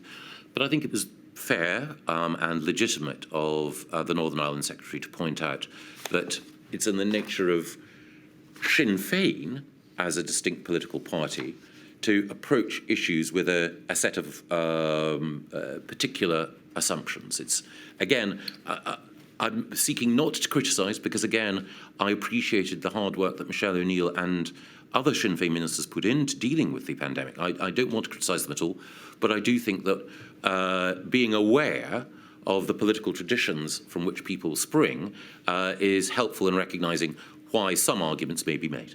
So you agreed that at least some of Professor Henderson's point about structures being made for ad hominem reasons rather than best combat. Is this an example of such an ad hominem approach or not? Well, I would draw a distinction. I don't think it's ad hominem per se. I think it's recognising a structural, political or ideological factor. And again, without wanting to draw too broad an analogy, when other countries, Germany, for example, which has, of course, a fully federal system, had negotiations between the federal chancellery and the respective lender, one of the factors there was an acknowledgement that certain parties would come at these questions from a particular position. So an SPD-led minister-president would take a different view from a CSU minister-president. In Germany? In Germany. And it may not be ad hominem per se, but it's ad hominem in effect, isn't it? No, I don't believe so, because, again, I think that it's not a reflection on any individual or their qualities. As I say, I think that, in my experience, everyone whom I encountered with executive responsibility from the DAs behaved with the public interest first and foremost, but it's difficult for politicians, elected politicians, to set aside completely the perspectives, sometimes unconscious biases that they bring to the table. Mr Wilcock, I'm afraid you're getting very close. I am getting very close to the end. That's all right, good. Are you asking the questions on behalf of the TUC? I am, but would you please allow me to ask two more on behalf of my main clients? But I'm afraid we have got to move on. I've got a witness waiting who's been here, and Mr Go's been in the witness box all day, so I'm afraid everyone's going to have to speed up. And I'm going to ask other people who've been allocated longer times to see if they can shorten their questions. Well, my lady, it's not the questions necessarily that cause... I do understand, of course I do. Sorry. If we go on to the next page and look at the first underlined section to see how you responded to these interventions, we can see, can't we, that you say that you had heard the Secretaries of State for Territorial Offices caution and that regular meetings won't mean that the devolved administrations agree on the approach to COVID, and that regular meetings could be a potential federalist Trojan horse.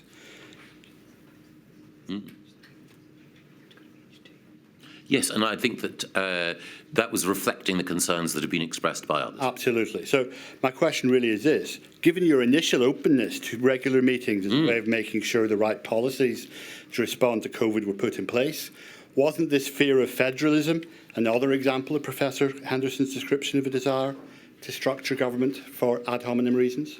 No, I don't believe so. It was the case that, as I say, other colleagues expressed their concerns, and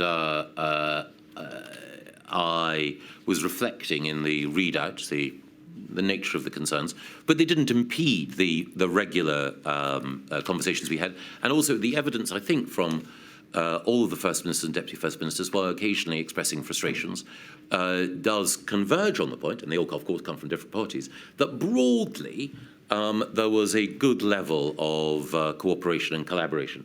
And indeed, I think Professor Henderson makes the point that there are positive lessons in the UK experience in her conclusions.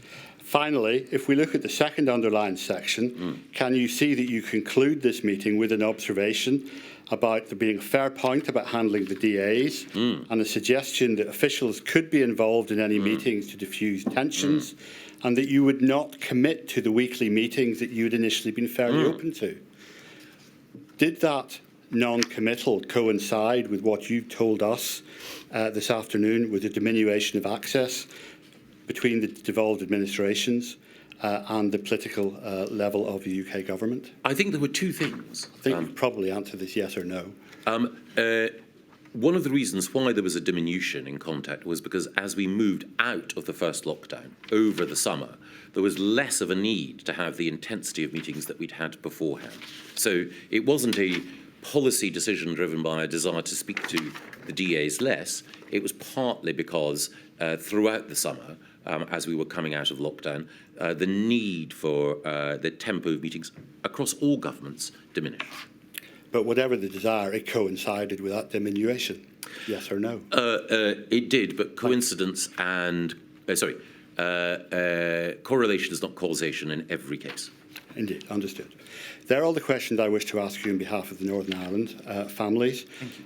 I've also been asked to ask you some questions on behalf of the TUC. And all of these questions relate to the financial support for self-isolation, test and trace support payment scheme. Now, on the 17th of September 2020, you sent a WhatsApp message to Rishi Sunak stating the following. Dear Rishi, so sorry to trouble. On the isolation support payment question, I support the overall idea strongly. I think the proposal to route money through LAs is a mistake, and I cannot accept any scheme that is not UK-wide. Can we talk? All very best, MG. And then Mr. Sunak responded, sure, please call. Why did you support the idea strongly? Because I believe that critical to contact tracing and critical to the effective management of the disease was making sure that there were appropriate isolation payments for all those who needed to self-isolate, particularly, obviously, those who were at the lower end of the income spectrum. Is that your answer? Yes. Why did you think that the plan to route the money through local authorities was a mistake? Because I believe that it was a UK government responsibility. And how did Mr. Sunak respond to the issues you raised with the proposed test and trace payment support scheme? I don't recall the full detail, but as Chancellor, he was always sympathetic to the arguments that I would make about the effective operation of the payments that people needed, and as I think it's a matter of record, as I briefly alluded to when Counsel to the Inquiry was questioning me, the furlough payments overall, they're different of course, were among the most generous levels of financial support anywhere in the Western world. I didn't write the question, but I suspect it was aimed at how did he respond to your suggestion that such support be put in place for that particular scheme? Yes, and I think that, I can't recall the exact detail, but we did have a system of support for those who had to self-isolate and who were poorer. It's an open question as to whether or not it was generous enough. Thank you very much. Thank Milady. you, Mr. Walker. Thank you. No, I do understand. I'm sorry I interrupted. No, not at all. Thank you. Ms. Heaven.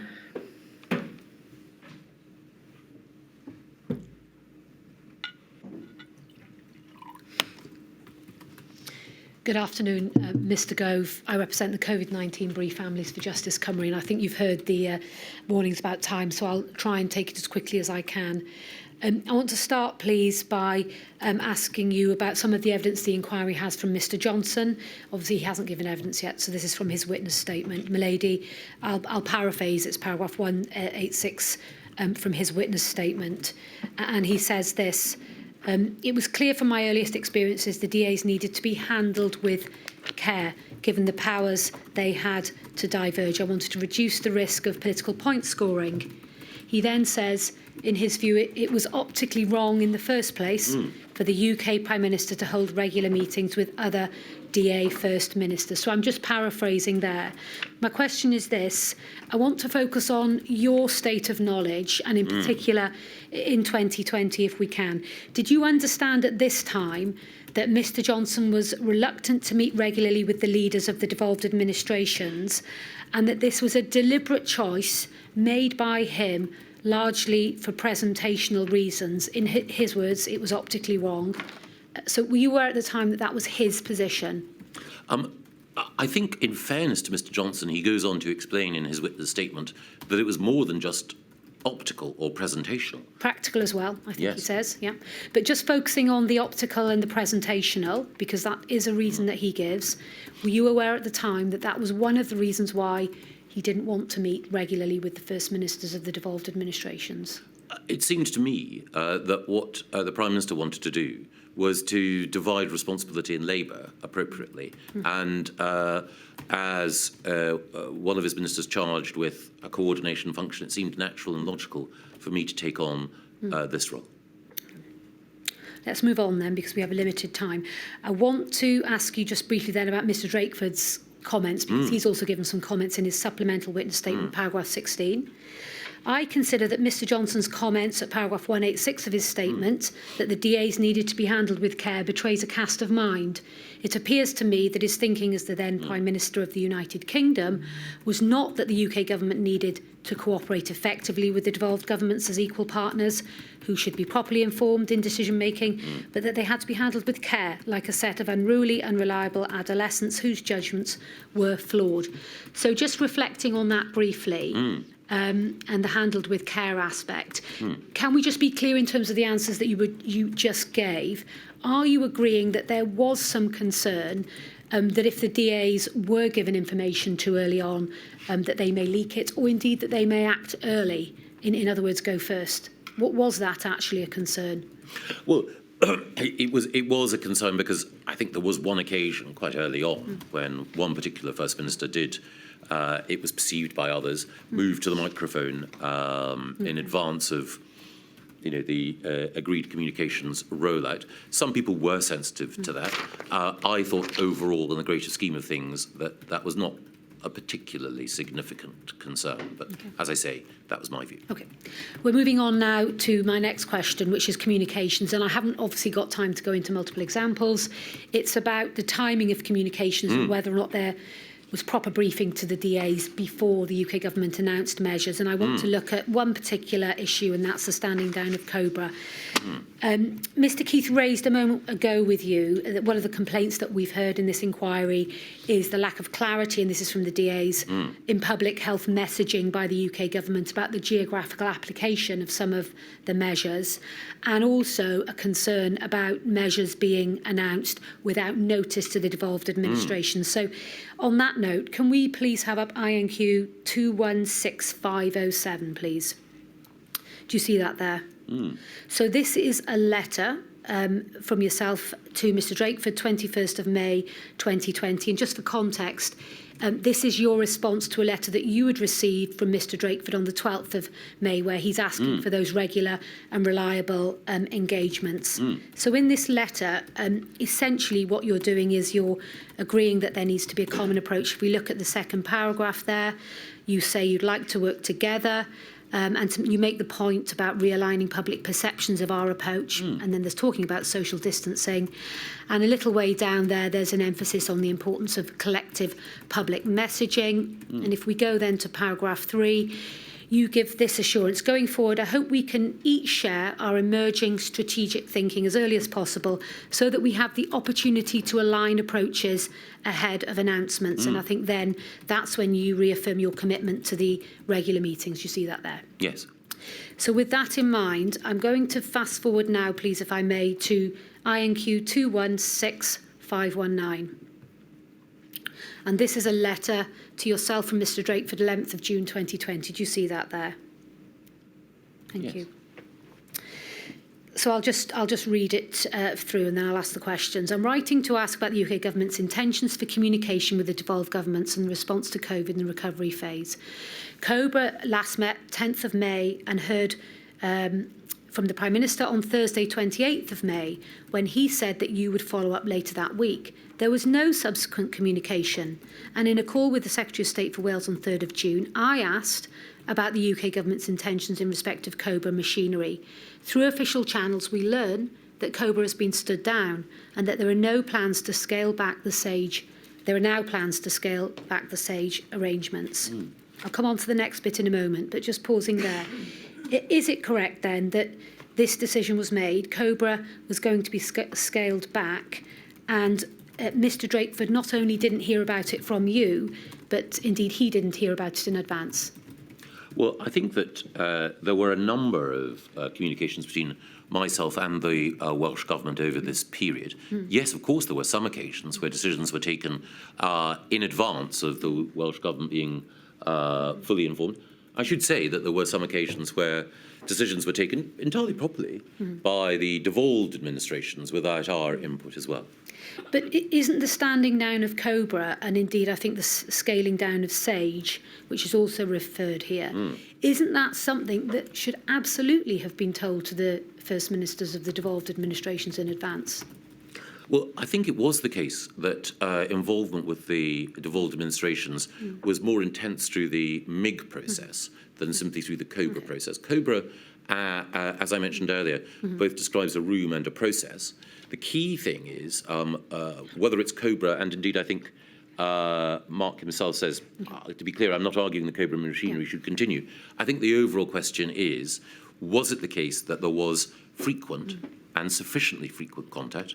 I think certainly frequent contact. But again, the First Minister will have his own view about the adequacy of that frequency. Well, let me just quickly move on then. If we look back at that letter, please. He's also raising another concern, isn't he? And that's very significant announcements this week with minimal or no prior communication. And bearing in mind we're on the 11th of June here, so we're a month after that letter where you promised effective communication. And he references 4th of June mandatory face coverings on public transport, 5th of June face masks in NHS facilities, and bubbling for single-person households. So again, certainly from his perspective, decisions were being made on very important topics, were being communicated, and the devolved administrations were not being given advance notice, certainly on these topics. Is that fair as at 11th of June 2020? Well, I think that, I'm just looking at my own evidence. I can see in paragraph 56, prior to this, there was a COBRA meeting on the 9th of April attended by the devolved administrations. It was agreed that it was too early to lift restrictions in place. The decision would not be taken until the end of the following week. And then a call with the devolved administrations was arranged on the 15th of April. And then I go on to talk about the broader conversations that I had subsequent to that, including, in due course, on the 23rd of June, chairing a call with the First Ministers of the devolved administrations to discuss the decisions regarding social distancing. The Cabinet were going to be asked to make that day.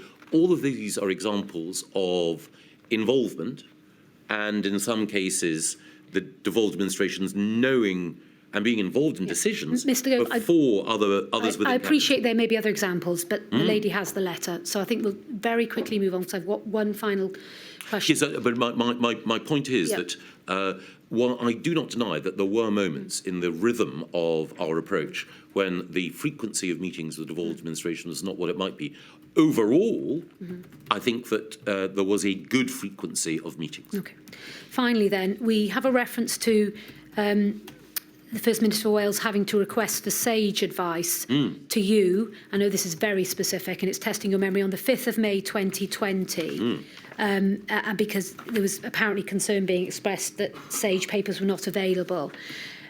First of all, do you recollect this? And do you recollect there being any requests earlier than May 2020, certainly to you, for SAGE information? Because, of course, we understand the CMOs were communicating by that point.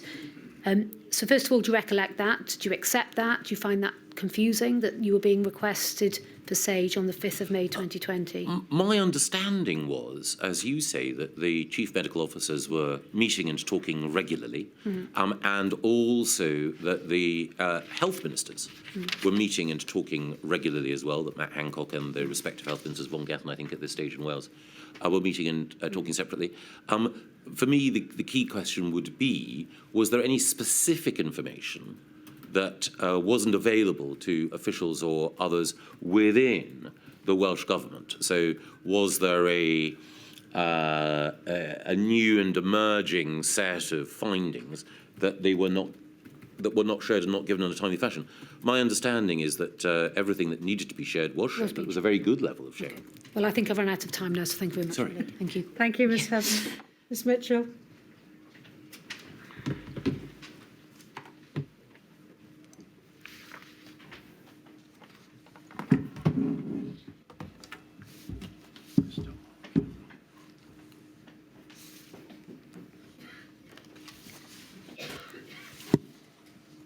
Mr Gove, I appear as instructed by Amar Anwar and Company on behalf of the Scottish COVID bereaved. I would like to take you back to a cabinet meeting on the 20th, in July 2020. Now, by this time, the first wave was over, the second wave was still to come. And this inquiry has heard evidence that there was no pandemic plan, about the dysfunctionality in those critical months before July, infighting, misogyny, failure to understand science, maths, graphs, dithering, trolleying, all resulting in a deadly delay before implementing lockdown. It's against the background of these 4 months into the pandemic that you present a paper at a meeting of the Cabinet on the 21st July 2020 called State of the Union. If I can have inquiry number 89054 up on screen, particularly paragraph 2. Do you recognise this document?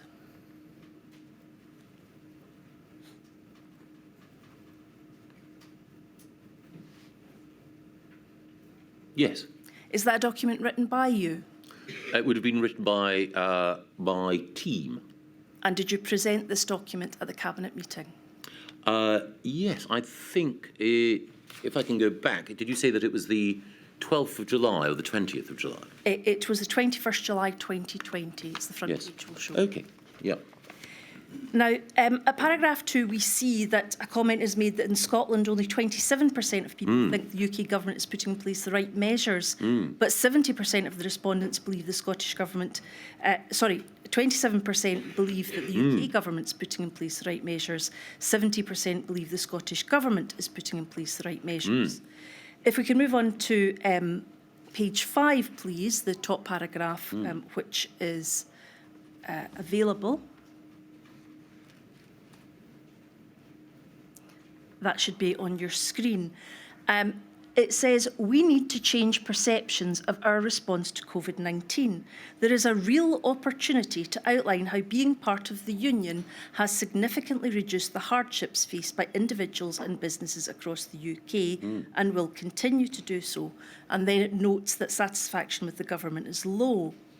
You've said, building on the work of Treasury, we need to generate further tangible examples where we have acted in the interests of citizens from all across 4 nations, and all departments should review their COVID-19 responses to identify examples that could be utilised in future communications. Now, in your answer to Mr Keith's question posed earlier, you expressed the view that the Scottish Government, being led by a political party that has a desire to generate at particular points causes for grievance or objection to the UK government's constitution. And you also said if there was an opportunity additionally to make a political point, that temptation was here. From this document, it appears that you are suggesting that the UK government considers that the pandemic was an opportunity to emphasise the strength of the Union, that you were suggesting that a political point could be made. Was it in fact the UK government playing politics with the pandemic response? No, of course not.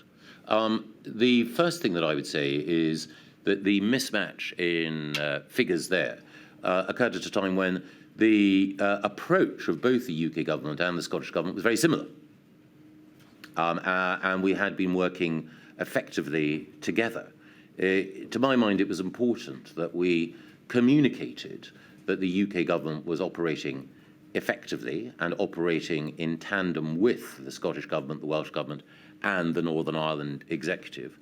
But it's also the case that the strength of the United Kingdom in dealing with the pandemic was a material benefit to all the countries within the United Kingdom.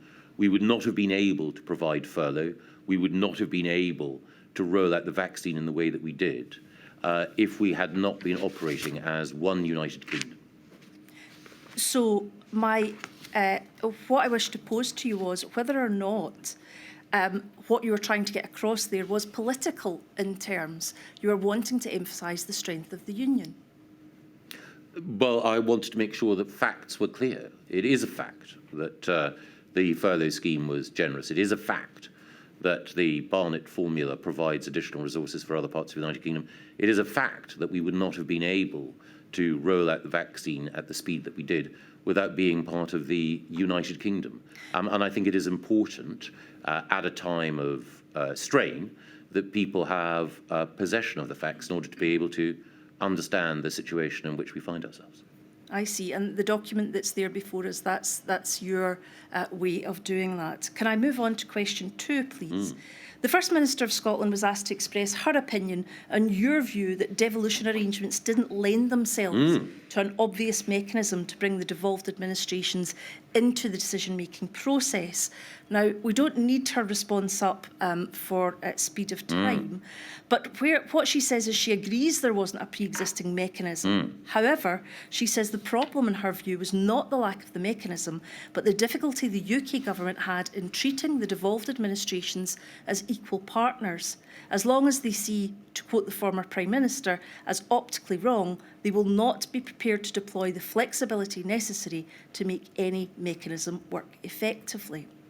Now, this inquiry has heard evidence from those at the heart of government that COBRA meetings attended by the First Minister were Potemkin in nature, a charade carried out to give the impression that the Scottish Government were involved in the decision-making process, whilst decisions were taken elsewhere in secretive meetings. What I want to ask you is, firstly, do you agree that the UK Government had difficulty in treating Scotland as equal partners in the crisis? No.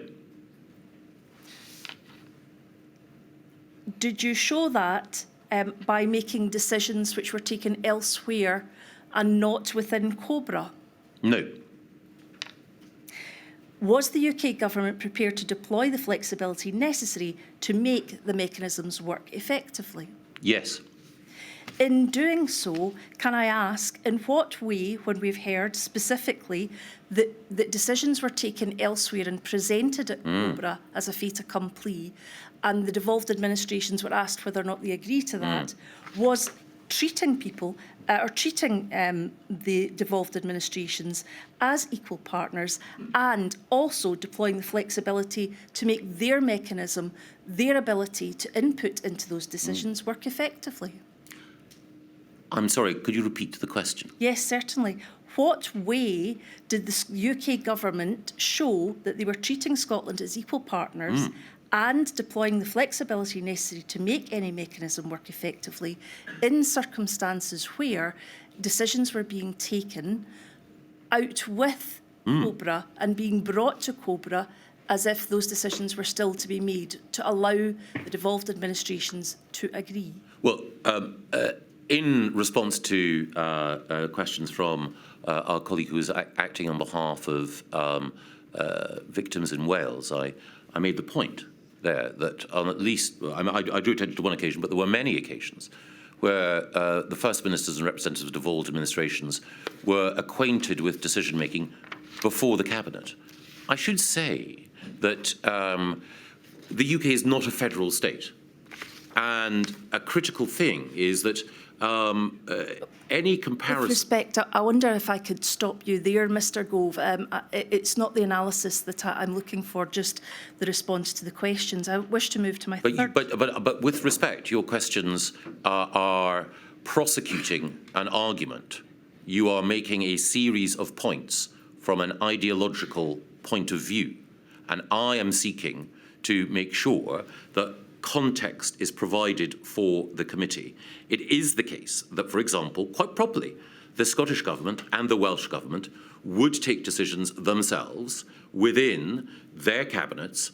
UK government ministers were not invited to be observers or participants in those discussions. Neither should we have been. But that is understood by the inquiry, Mr. Gove. It is important to appreciate the unique circumstances of the UK Constitution. Mr. And Gove. in those circumstances, as we've rehearsed earlier, flexibility is required and flexibility was shown. Mr. Gove, I'm moving on to my third question. You have highlighted, in your view, the importance of clarity in respect of the public health message. You've also highlighted, in response to one of my learned friends, that one of the concerns that was being expressed to you, that there was a risk or danger that the need for coherent UK-wide communications could be vitiated or compromised by some in the devolved administrations moving to the microphones before others, as it were. That was your response. This inquiry has had the opportunity to consider an expert report from Professor Ailsa Henderson, inquiry number 269372.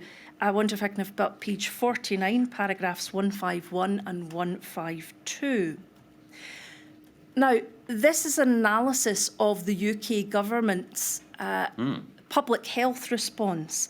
And do we see about 3/4 of the way down paragraph 151, an analysis of the text prepared speeches through 2020 shows those that speaking on behalf of the UK government did an incomplete job of outlining the territorial scope of data, information or guidance. And it goes on to talk about the fact there was no mention of the first ministers of the devolved administrations. Moving on to paragraph 152, about 3 or 4 lines down, it explains that when ministers were giving messages, more typically they outlined the guidance for England alone, but that the devolved administrations would offer their own guidance. It gives examples. Reference to reopening retail, which was England only, was made less clear by referring to the opening of British high streets. And on 23rd of June, Mr Johnson clarified that the measures applied to England only and then set out rules for the British public. What impact do you consider the UK government's use of UK to mean England had on the Scottish public's perception of the UK government's response to the pandemic? I think at best marginal. I think that people across the United Kingdom would have had a pretty clear understanding of the different responsibilities of their governments. So that when the Prime Minister of the United Kingdom refers to rules only for England and then advises that these are rules to follow for the British public, the people in Scotland would be aware that that didn't apply to them? I think that people in Scotland were very well aware that there were, later in the response to the pandemic, different approaches in Scotland. I think the fact that the First Minister had a daily press conference would have meant that there was pretty clear communication. Again, I think that a critical question here is, as Professor Henderson and others have pointed out, the fact that the UK government is both responsible for issues in England and also has UK-wide responsibilities as well. That is not entirely unique, but it is certainly a specific constitutional arrangement. Within that, I think that the need for the best possible and most coherent communication, of course, is important, but as we touched on earlier, there can sometimes be a tension. And the tension that I mentioned was a tension between the clarity of hands, face, space, and the credibility, adduced earlier, of the Scottish Government. So how do you decide between a clear UK-wide message, which is more effective, or a Scottish Government message which is less effective, but which is being conveyed by a more credible advocate? Would you agree that the duty of the UK Government was to provide information which was clear to everybody within the United Kingdom, making clear what the rules were in Scotland and the rules were in other parts of the UK, and that was the most critical factor? It was certainly an important factor, but I would also say that at different times there was confusion. I myself remember being interrogated at different times about, as questions I mentioned earlier, like whether or not a Scotch egg was a substantial meal. The reason why we needed to refine messaging is that decisions were often being made by different administrations at pace. But more broadly, I would characterise the approach both of the UK government and the devolved administrations as one of effective functioning collaboration. One can home in on someone mixing up the phrase English and British at one time. But if that is the gravamen of a charge of high-handedness on the part of the UK government, then I would argue that is, as considering the matters with which this inquiry has to deal, perhaps not the most significant. Mr Gove, the expert witness simply says there was little attempt to outline what applied to the UK-wide and what applied only to England. The phrase "this country" was employed frequently to mean England or Great Britain or the UK. There wasn't clarity in the UK government's handling of this matter. My lady, I've got no further questions. Well, can I just say that... I think you've answered that question. Thank you very much, Mr Gove. Thank you, Ms Mitchell. Right, Mr Friedman. Thank you. Don't worry about turning your back, Mr Gove, because we need you in the your voice into the microphone. Thank you, my lady. Secretary of State, I act for 4 national disabled people's organisations. Can I ask you to look at inquiry document 83917, please? And it is an email from the Covid-19 task force to, amongst others, Emran Mian and Helen Dickinson, but it's copied to, and I'm going to summarise, departments like the Minister for Disabled People, people from the Equality Hub and Disability Unit, and backwater way down, Michael Gove mailbox, Private Secretary. You see your address? I do. Yes. It's the 5th of November 2020, and just on the second page, under the heading Context, it reads, at the 29th of October meeting of COVID-0, the committee agreed to an ambitious package of measures to prevent transmission to and within groups that have been disproportionately impacted by COVID-19, focusing in particular on ethnic minority communities. The Prime Minister and the CDL also asked departments in slower time for a more ambitious package that can prevent disproportionate impacts from COVID-19 for people with disabilities. The question is, why did the COVID task force indicate to the key decision makers as of the 5th of November that the PM and CDL had acknowledged that the ambitious package for disabled people could be developed in a slower time, so that which had been developed and already agreed for other disproportionately affected people? I think counsel to the inquiry earlier drew attention to the fact that I'd written a letter chastising, if that's the right word, other government departments for not having risen to the challenge of doing everything possible for those groups. I think it would have been the case that we could have implemented or were implementing some of the measures that would mitigate the impact on ethnic minority communities because they were simply more ready to deliver. My recollection would be that more work was required in order to make sure that the additional policies necessary for those living with disabilities were also ready for delivery. So I don't think it's about a hierarchy of need. I think it's about the preparedness of policy. Yes, so just on that letter, I don't need to bring it up, but it's the October 2020 letter, the terrible missed opportunity chastisement, where you told the chair this afternoon you wanted everybody to raise their game. Without going to it, we'll have it made public in due course. But in that letter, you also say you're deeply disappointed in departmental responses to date. Yes. And amongst other relevant facts, you draw their attention to the 59.2% of those who've died of COVID-19 have been disabled. And you also say time is running out to mitigate risks for the second wave. Yes. Given all those matters, why was it right as of the 5th of November to be then, albeit through the words of the COVID task force, tolerating a slower time for the more ambitious package for disabled people? I think these things are relative, and I think it's purely to make sure that what we do roll out, and as the previous letter shows, I and the Prime Minister were cracking the whip on this, but it was in order to make sure that that which was prepared was ready to be implemented. Well, just on that, the cracking of the whip, can you accept at least that 5th of November email and its reference to slower time, at least on one reading, and regardless of what you meant, could be read as what it said, that the work for disabled people for the second wave was not quite as urgent, regardless of whether that's what you wanted the meaning to be? I think that could only have been inferred by people who were not involved in the decision-making or policy formulation process at that time.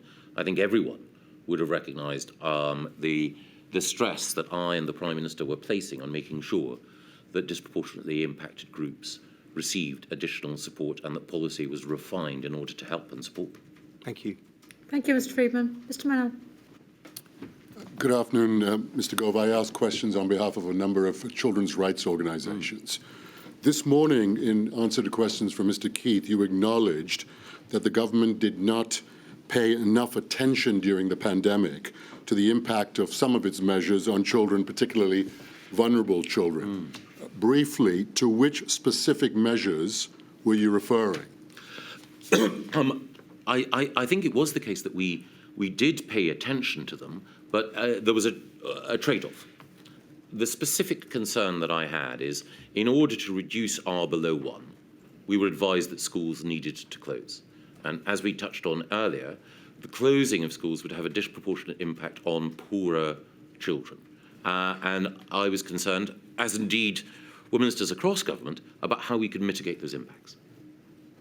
That's not quite what you said this morning. I mean, the question was about dysfunctionality and where the government fell short, and you made the concession at that stage that the government, and I'm quoting back your words, did not pay enough attention to the impact of some of its measures on children. So I'm asking you, which specific measures were you alluding to that fell short of the mark? Well, again, you give me the opportunity to clarify. I think that what I was referring to was the particular concern that we had about children at risk of abuse and neglect, children who would suffer as a result of the attainment gap growing, and so on. I think my point would be, and your question gives me an opportunity, I hope, to clarify it, that in policy there are always trade-offs, and those trade-offs can be very uncomfortable. And my own, I think, the area which I think is most difficult, looking back, was the decision to close schools for all of the reasons that are well known. But it was felt that it was necessary, and I understand why it was necessary, in order to deal with a greater evil, which was the prospect of the NHS being overwhelmed, which of course would have had a terrible impact on the country and a disproportionate impact on the poorest. Thank you. Turning to an entirely different topic, was the then Secretary of State for Education involved in the key decision-making that impacted children during the pandemic, or was he, in effect, largely excluded? I think he was involved. In the actual making of decisions? Yes. Are you aware that the Secretary of State for Education, in his witness statement at page 12, says that he did not have clear autonomy to make core decisions, especially in respect of schools closing and reopening, and that any input he had was limited to the implementation of decisions as opposed to the making of the decisions themselves? Well, I think that when you're talking about something as important as schools closing, then that's a decision that requires collective consideration across government. And I think, if I infer rightly from what Sir Gavin's written, it wasn't the case that he had autonomy over schools closing, any more than the Secretary of State for Culture, Media and Sport had autonomy over whether or not theatres or football matches could go ahead. It is the case that Sir Gavin did make clear his concerns at particular points, and I remember very early on when the decision was made about school closure, that Sir Gavin was clear that it was the responsibility of Cabinet Office rather than his own department, and I think it was a fair point on his part, to draw up the list of key workers whose children would be exempt from school closures. No easy task, but one which we sought to discharge. So you're suggesting there isn't a distinction between your initial answer to my question and what Sir Gavin Williamson says in his witness statement, as I've summarised to you. You're suggesting you're on the same page? Yes. I see. The former Children's Commissioner for England, Mr. Gove, and Longfield, told the inquiry that there was nobody at the cabinet table who was taking the best interest of children into account when decisions were made during the pandemic. What is your response to that assertion? I'm a huge fan of Anne's. I think I appointed her to that role. What about her comment to the inquiry? I would take a different view. I think we all had the concerns of children in our mind.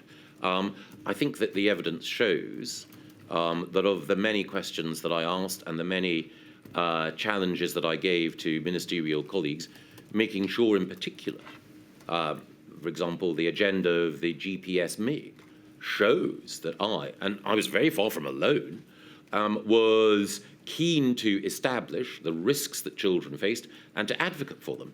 Indeed, I think as the committee alluded to earlier, I challenged others to make sure that children eligible for free school meals should receive support during the extended lockdown and holiday period as well.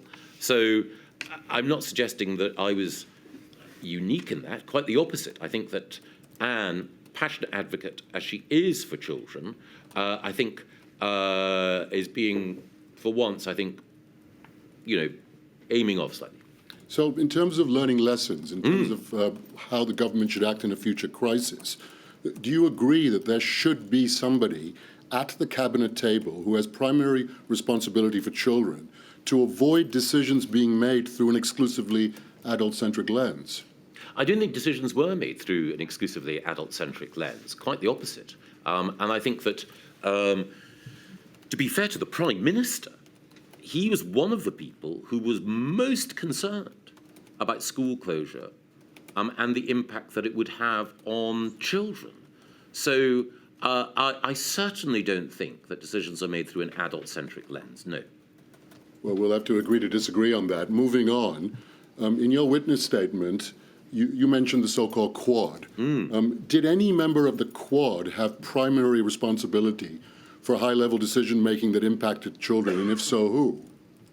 Well, the Prime Minister, ultimately, but my responsibility was for the coordination of our response across the public services. So insofar as there was someone who had that concern, it would have been mine. But I don't, for a moment, want to suggest that either the Chancellor or the Health Secretary were anything other than alive and alert at every stage to the impact on children. Thank you. Moving then from the more general to the specific, and turning to the social distancing restrictions that were changed during the summer of 2020. Why did the UK government not exempt children under 12 from the restrictions, as, for example, Scotland did in July 2020, or from the rule of 6, as Scotland again did in September 2020? I believe it was on the basis of the advice that we were given that children, while of course, if they caught the disease, were less likely to have severe symptoms, that children could spread the disease just as easily as you or I. Who gave you that advice? I believe that the advice would have come from the Chief Medical Officer, Chief Scientific Advisor, or others at the time. I think that the critical point that was made to us is, of course, when schools are closed, there are consequences for children, and consequences that we need to bear very strongly in mind. And of course, some will say, well, children, if they catch the disease, are vanishingly unlikely to suffer serious consequences. But children can, when they meet in schools, spread the disease amongst themselves and then spread it back to families and multi-generational households. So the question of exempting children from this would have been driven, I'm sure, by the recognition that children, as I say, can carry the virus, including asymptomatically, as easily as any other human being. Mr. Gove, the inquiry has not heard any evidence from the Chief Medical Officer or the Chief Scientific Advisor to the effect that they advised the UK government to take a different approach in relation to children and social distancing restrictions than the approaches taken in Scotland and, in fact, in Wales as well. No evidence to that effect at all. Are you sure about that? Well, again, my judgment on what the decision-making would have been influenced by scientific advice. I can't recall when those decisions were taken and in which meetings and who would have been there. But the rationale for it is one that I have just explained. Very well. Well, I'll await to see what that research is, because we've not heard anything about that whatsoever. So are you saying that children are less likely to carry the virus? No, I'm not saying that. Don't worry, wait for the next question, Mr. Gove. I'm afraid Mr. Mennell's now running out of time as well. Thank you. Much as I'd like to continue that discussion, I think I better move on, Mr. Gove, given the time I've been allotted. Again, turning to the Secretary of State for Education, in his witness statement at page 58, he says that closing schools in January 2021 was wrong, Yes. especially for the most disadvantaged children, and to use his words, wholly unnecessary and panicked. Given your earlier answers about wanting maximum suppression, am I right that you disagree with them? Yes. I mean, do you at least agree with this, that prior to the initial school closures, in the summer and autumn of 2020, the government made no contingency plans for a future closure of schools, at least in part because the Prime Minister was hostile to having such contingency plans? I think it was the case that we were ramping up things like, for example, the Oak National Academy in order to ensure the more effective dissemination of curricular materials online. And that happened throughout the pandemic. I may have got that wrong, that recollection may be false, but I don't think it was the case that provision to take account of children being at home was somehow halted or reversed. But of course, I stand to be corrected.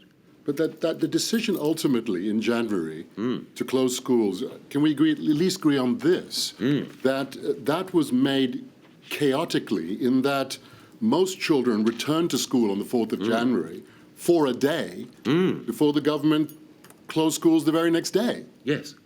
I mean, that was, surely you can agree with me that that was an extremely chaotic approach. Whatever the rights and wrongs of closing schools, that was an incredibly chaotic approach to take, given the long-term potential implications of harm on children.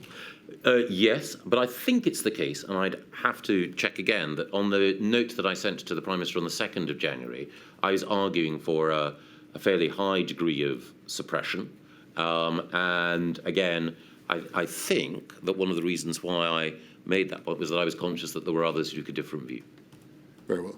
Thank you, Mr. Gove. Perhaps that can be explored further in a later module. You two can keep your seminar for later. Yes, exactly. And I'm conscious I've used my time. So thank you very much. Thank you very much, Mr. Mennell. Does that complete the questioning, Mr. Keith?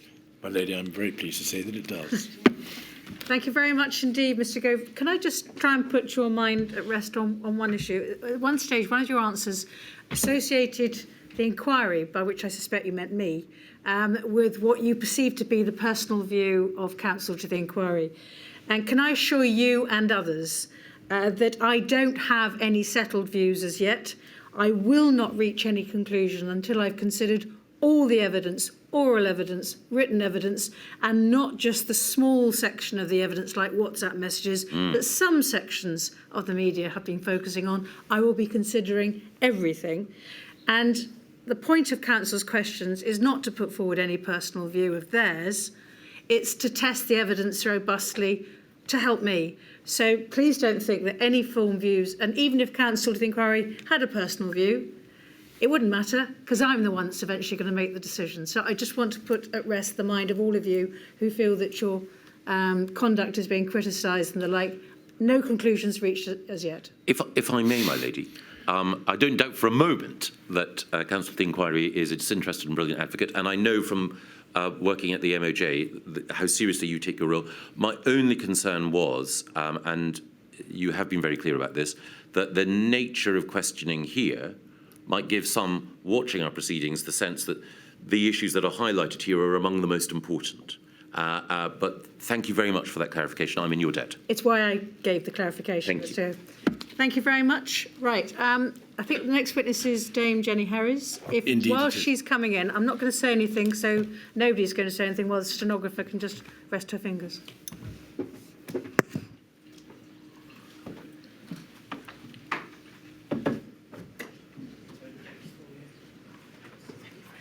Thank you.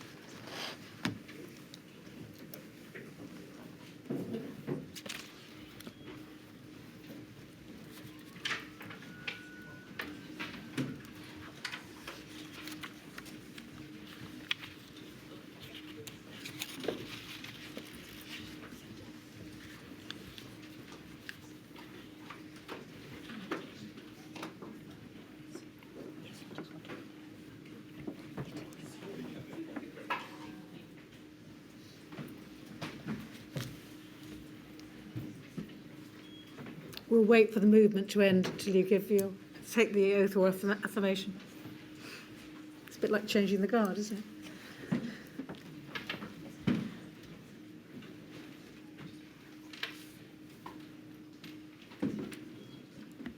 Right, if everybody's ready, Mr. O'Connor. Yes, please. I do solemnly, sincerely and truly declare and affirm that the evidence I shall give shall be the truth, the whole truth and nothing but the truth. I'm sorry, you've been kept waiting and that we're not going to finish you today. I know you've got some other important work you ought to be getting on with. We'll get through as quickly as we can, but I'm afraid it's not going to be finished today. I'm really sorry. Could you give the inquiry your full name, please? Jennifer Margaret Harries. You are Professor Dame Jenny Harris. As with Professor Whitty and Professor Van Tam, I'm going to address you as Professor Harris, simply for brevity. Professor Harris, you have given evidence to the inquiry before. You attended and gave oral evidence in June of this year to Module 1, and at that stage, 2 of your witness statements were adduced. You have kindly prepared 2 further witness statements, which we will adduce now. First of all, your third statement, dated the 22nd of August 2023. Professor Harris, this was a statement that was prepared in response to a letter sent, a Rule 9 request sent to the UK HSA, was it not? Yes. We'll come to hear about your role as Chief Executive of that organisation, but we need to make the point, don't we, that this is a so-called corporate statement. Yes. So it was prepared by you and others on behalf of the UK HSA. Yes. Nonetheless, it bears your name, and we don't need to go there, but at the end of the statement, you have signed it saying its contents are true. Is that correct? Yes. And then secondly, there is a final statement, again in your name, your fourth statement. This statement was prepared in response to a request made to you personally, was it Yes. not? And as we can see, it's dated the 3rd of October of this year. Again, it's signed by you with a statement indicating that you believe its contents to be true. Is that That's right? correct. Thank you. When you gave evidence earlier this year, Professor Harris, you gave a relatively full description of your career, so I won't go back over the whole length of what has been a distinguished career. But in summary, it's right, isn't it, that you trained initially as a medical doctor, you then had further training, and you also held a series of posts in the field of public health medicine. Yes. Between 2013 and 2019, you were the regional director for the south of England at PHE. Yes. And at the end of that period, you, I think, had an additional role at PHE, that of deputy medical director. Yes. So your employment at Public Health England ended in 2019, and that was the moment where you appointed one of the Deputy Chief Medical Officers for England. And you held that role through until 2021, and therefore for the first period, at least, of the pandemic. Yes, that's correct. As one of the DCMOs, the other, of course, being Professor Van Tam, who the inquiry has already heard from, we heard a little from him about the split responsibility between the two posts. And tell me if I've got it right, that at least at the time in early 2020 that we will pick up the story, he was responsible for health protection, whereas you were responsible for, I think, what has been variously described as health improvement or health promotion. Yes, that's a fair description. We would obviously support each other, but that was my part of the portfolio, and therefore anything to do with health protection primarily would go to Professor Van Tam. And again, in headline terms, health protection does include thinking about infectious viruses. Yes. Whereas health improvement, well, you tell us what did that Well, it's much focus more on? to do with supporting things like physical activity, good nutrition, those sorts of things, but also supporting areas of health service, evidence base for interventions. Yeah.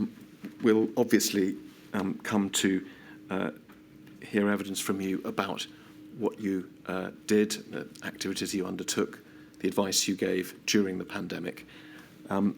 Is it right that fairly stark distinction between Professor Van Tam's responsibilities and yours collapsed to some extent once the pandemic was underway? Completely, and I would suggest probably from the end of January, actually. I came back from a very short bereavement period and was immediately into pandemic response and never really surfaced from it until I changed roles. Yeah. You mentioned changing roles, and it was in 2021 that you ceased being Deputy Chief Medical Officer. There's a little complexity around the detail of you changing your role, but again, tell me if I've got this right. You were appointed as Chief Executive of what was a new body, yes, the UKHSA, on the 1st of April 2021. That's correct. But that body wasn't yet fully operational. There was just me and the chair, so that was it. A long way from being fully operational. Exactly. It became fully operational on the 1st of October 2021. And at that date, it took over, first of all, certain of the responsibilities of Public Health England. Yes, mostly the health protection areas. Yes. My note suggests also some clinical and scientific areas, if that's a sensible distinction to draw. Yep. Separately, also in fact on that date, the UKHSA took over what was NHS Test and Trace. Yes. You had in fact been made head of that body earlier in the year in May, so there was a period of time where you were, as you say, the sort of titular head of the UKHSA without operational responsibility, and also head of NHS Test and Trace. But it all came together in October when both of those sort of separate elements became operational within the new UKHSA. Yes, and that's important because actually I had no formal control, for example, over parts, although we worked well together and we had formal risk handover. I was not the person responsible for Public Health England, so you may find in my evidence that I'm saying I was doing this or I was doing that. Until, well, you were never responsible for Public Health England. Until the 1st of October. I mean, clearly worked with public health colleagues and other people in Public Health England, but I didn't have any formal responsibility until the 1st of October. Correct. Well, it is complex, Professor, and as we go, of course, if there's a misunderstanding or we ask you about something at a time that you weren't responsible for it, you'll tell us. But just before we leave UKHSA, it follows from what we've been discussing that it's now been in existence for 2 years or so. Yes. In giving evidence to Module 1, I think you either said, or at least you agreed, with this description of UKHSA, a pandemic preparedness and response superbody which has a permanent standing capacity to prepare for, prevent and respond to infectious diseases and other threats to health. That's true. It has many other roles as well, and the scientific one is particularly important, relevant for pandemic preparedness, but actually relevant for response to all threats. And I know that this is one of the issues on your mind at the moment, but we have heard other witnesses talk about the certainty that there will be another pandemic sooner or later, and the intention is that the UK HSA will be at the forefront of the nation's response when that happens. Yes, and I think it is important that the work that we do on a daily basis, though there will be more than 10,000 public health incidents, so it may be infectious disease, it could be radiation, nuclear, extreme events. When those happen, we are dealing with them all the time, but we need to be able to surge up. So I wouldn't like to think we are just a body for pandemic preparedness, or we might have a very expensive resource tag with us, I think, doing nothing for quite a while. So it's the combination of the two, being ready and managing the science at the same time. Can you give us, Professor, just some idea of the scale of UK HSA? How many, roughly speaking, employees does it have? So, as you can imagine, over this period, we've actually had the biggest single reduction in a civil service organisation in a single year. So we went from 15 billion down to 3 in 1 year, and we've reduced again since then. We had 18,000 staff at the start, only 30% of whom were permanently employed. And we are now building to a stabilised organisation where we have around 5,500 staff. And they will be, these are very rough figures, around 2,000 of those will be in our labs. They're performing frontline services and reference laboratory work. And then we have health protection teams around the country as well, and scientists and public health professionals. Thank you. I'm sure it is clear, but the first statistic you gave, 15 billion, was... Pounds. Yes, it wasn't, not the number of staff. Not the number of staff, no. No. Thank you. Annual budget, I assumed you meant by that. At the time, it's now considerably lower. Budget. Yes, our budget now is 395 million. That's obviously in the public domain. Perhaps it's obvious, but the explanation for that being that when you started, we were still in the middle of the pandemic, all the costs associated, one imagines, with NHS test and trace and exactly. No doubt other emergency measures which have now been withdrawn. Yes. Yeah. Professor, I'd like to go, again, almost by way of introduction, if I may, to an interview that you gave recently to the Telegraph, I think it was. And could we go, please, to INQ 280194, and within that document, go to, I think it's page 3, please. Part of this interview, Professor, you gave an indication of your reflections on the MPIs that were introduced during the COVID pandemic and how you saw their role in a possible future pandemic. And so I'd like to pick it up just the last full paragraph on that page. You said this: what we saw with Omicron and later waves of the pandemic, and even now, is that people are good at watching the data and they will take action themselves. You can see it in footfall going down. People actually start to manage their own socialisation and the viral waves flatten off and come down.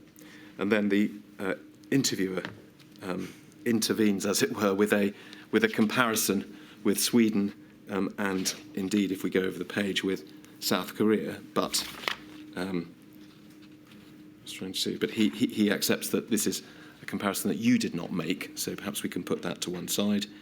But then he records you as saying that the key is to be transparent about the risks and build trust with the public. And you said the more people trust the organisation to give them early, accurate, honest and straightforward information, then yes, the likelihood of us moving to extreme forms of transmission management reduce all the time, whether it be for coronavirus or anything else. Now, there are a few questions I want to ask you about that. First of all, is that a comment that you're making purely with the benefit of hindsight, or do we read into your suggestion that we may not need the same degree of prescription in future pandemics, a criticism of what happened during the previous pandemic?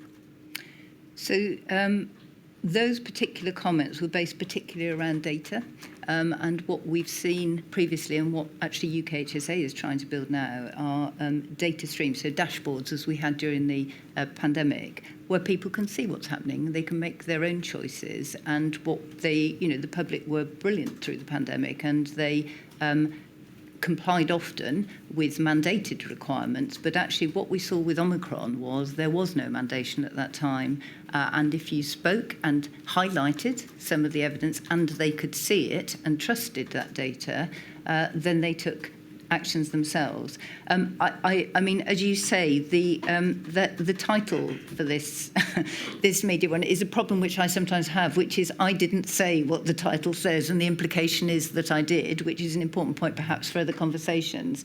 But I don't think the Swedish comparison is necessarily a helpful one. I think when you actually get underneath this and you look to see many countries did very similar things, some of them mandated at some times, some didn't. Populations are different, dense populations or travel hubs, all sorts of things. So I think looking is really important. But what we have seen in the UK, in our own culture and without mandation, is that people, if people have the information, then they will start to make choices themselves. As you say, we can leave Sweden and South Korea out of it. But nonetheless, as I think you've explained, the point you're making can be boiled down to next time, if we can get the data right, we won't need to impose the same degree or the same severity of mandatory MPIs. Is that fair? So I think you're perhaps taking me down a path. This was for coronavirus on this pandemic with the current population at this time. So we have, what we didn't have at the start of this pandemic was something relevant to our current culture in the last 100 years. So I think we have much more information now and we can use that as evidence. But if we had a completely different sort of virus, so something like Ebola, say, which is a touch transmission, these may not apply. We perhaps still wouldn't have the information. But the basic point is there, which I think, for me, it's important to be transparent with the information and to share it. And that can sometimes be difficult, and we may come on to some of that later. Yes. Well, of course it's right that the next pandemic won't be identical. It may be very different. But nonetheless, the inquiry has to do its best to learn lessons from the experience of the COVID pandemic. And some of the evidence it's heard, for example, from Sir Patrick Vallance, he was very clear about the lesson he drew from the experience of the COVID pandemic. His phrase was something to the effect of, go harder than you like, go earlier than you like, go wider than you like. That doesn't seem to be the same as your suggestion here, which is that perhaps we don't need to go as hard, even as we went last time. I don't think they're necessarily different things. I mean, if a trusted individual with data, which the public have access to and can trust in a good evidence base, stand up and say, actually, this is what we see coming ahead. If we all do A, B or C, not necessarily mandated, then we may well be able to all move this curve or whatever we're looking at, this problem, out of the way. So I think the go early, one of the interesting things is we didn't have this data at the start of the pandemic. And I think that is a really critical point, which I know many witnesses have made. We hadn't got the granularity of the data for it to be able to reflect potentially with ministers, but also with the public. I won't press you any further on that, Professor Harris, but we'll leave it, though, with just to look again at your words, because you do emphasise not just providing data. It's something a bit more than that, isn't it? It's establishing, in your words, a relationship based on accuracy, honesty and straightforwardness about the data with the public. Yes. Let me move to ask you, as you have inferred, a few questions about some of the public statements you made during the pandemic. And before we get to detail, most of the incidents I'm going to ask you about were things you said during press conferences or the like, or interviews you gave with the media. Was that a process you were familiar with in early 2020, or was it quite new to you? definitely not to the extent that I became familiar. If you're dealing with public health incidents, one would normally be equipped to give a short press comment in relation to whatever incident you're handling, to do a media clip, something like that. But I think this process was something that clearly I had not experienced before, and I think most people don't. You come into your job, you don't expect to be standing at number 10 next to the Prime Minister or the Chancellor in the middle of a global pandemic. When you gave these interviews or spoke at these press conferences, you were doing so in your capacity as DCMO. In doing that, did you regard it as your role, for example, to defend government policy? No, so my approach is, and this is quite difficult in terms of practical matters when you're doing these, because as I think you've seen from other evidence, the speed at which policy might change or the availability of information to everybody across the system will vary. So I will not have been in the same meeting that Sir Christopher would have been, or other colleagues making strategic decisions, and yet it may well be me that's standing on the podium. I think the other important thing is that, and I think many public don't realise this, when you were there, the way the press conferences were handled, there would be two, I think from memory, two video questions and then questions from the press. None of those would you have any content of before you stood up, so you could be asked anything. And I think going back to your original question, no, I wasn't. I was there as an advisor. But I was also there, I felt, as somebody to try and support public understanding. If you're a public health doctor, your patients are the population. And so it's an opportunity to give critical public health messages. You said you were there as an advisor. Does that mean that you did have some, as it were, some duty to keep in line with the government policy, or were you entirely independent and you could say exactly what you thought? So I'm an independent advisor, as I think you've heard described from CMO and others, but I am nevertheless also a senior civil servant, and you have to keep those boundaries quite clear. But I think the point about the press conferences is often we will have given public health advice to decisions.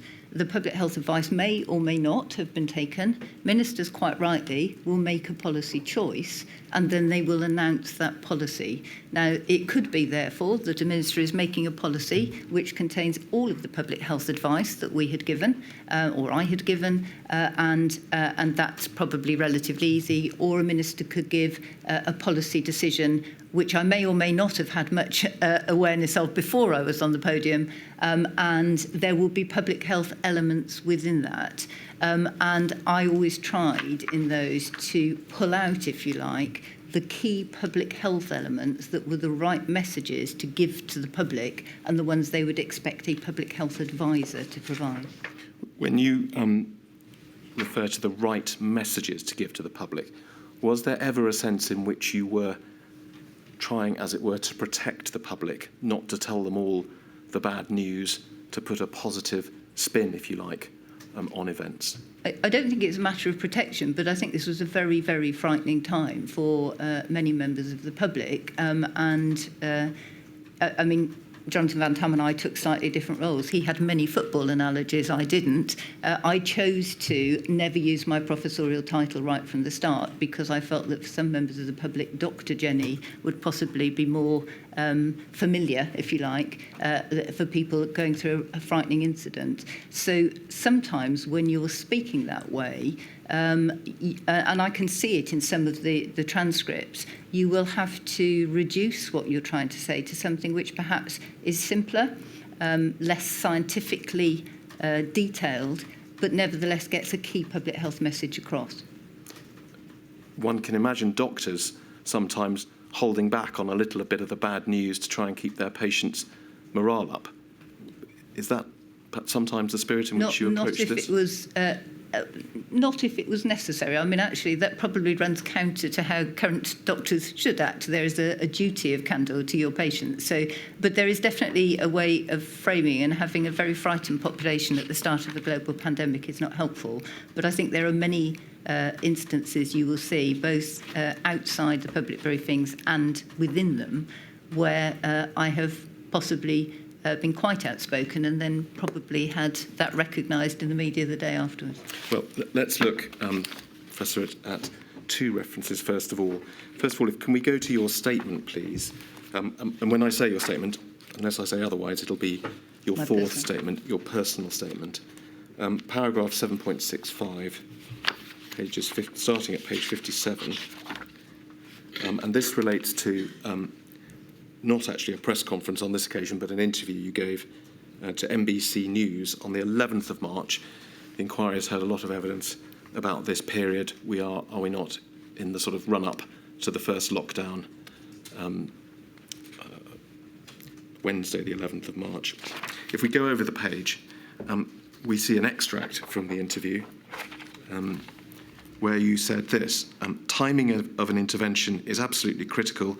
If you put it in too early, you have a time period where people actually get non-compliant. They won't want to keep it going for a long time. If you put it in too early, it's going to cause people to disrupt their lives without a long-term effect. If you put it in too late, then clearly it doesn't cut off that top piece of the peak.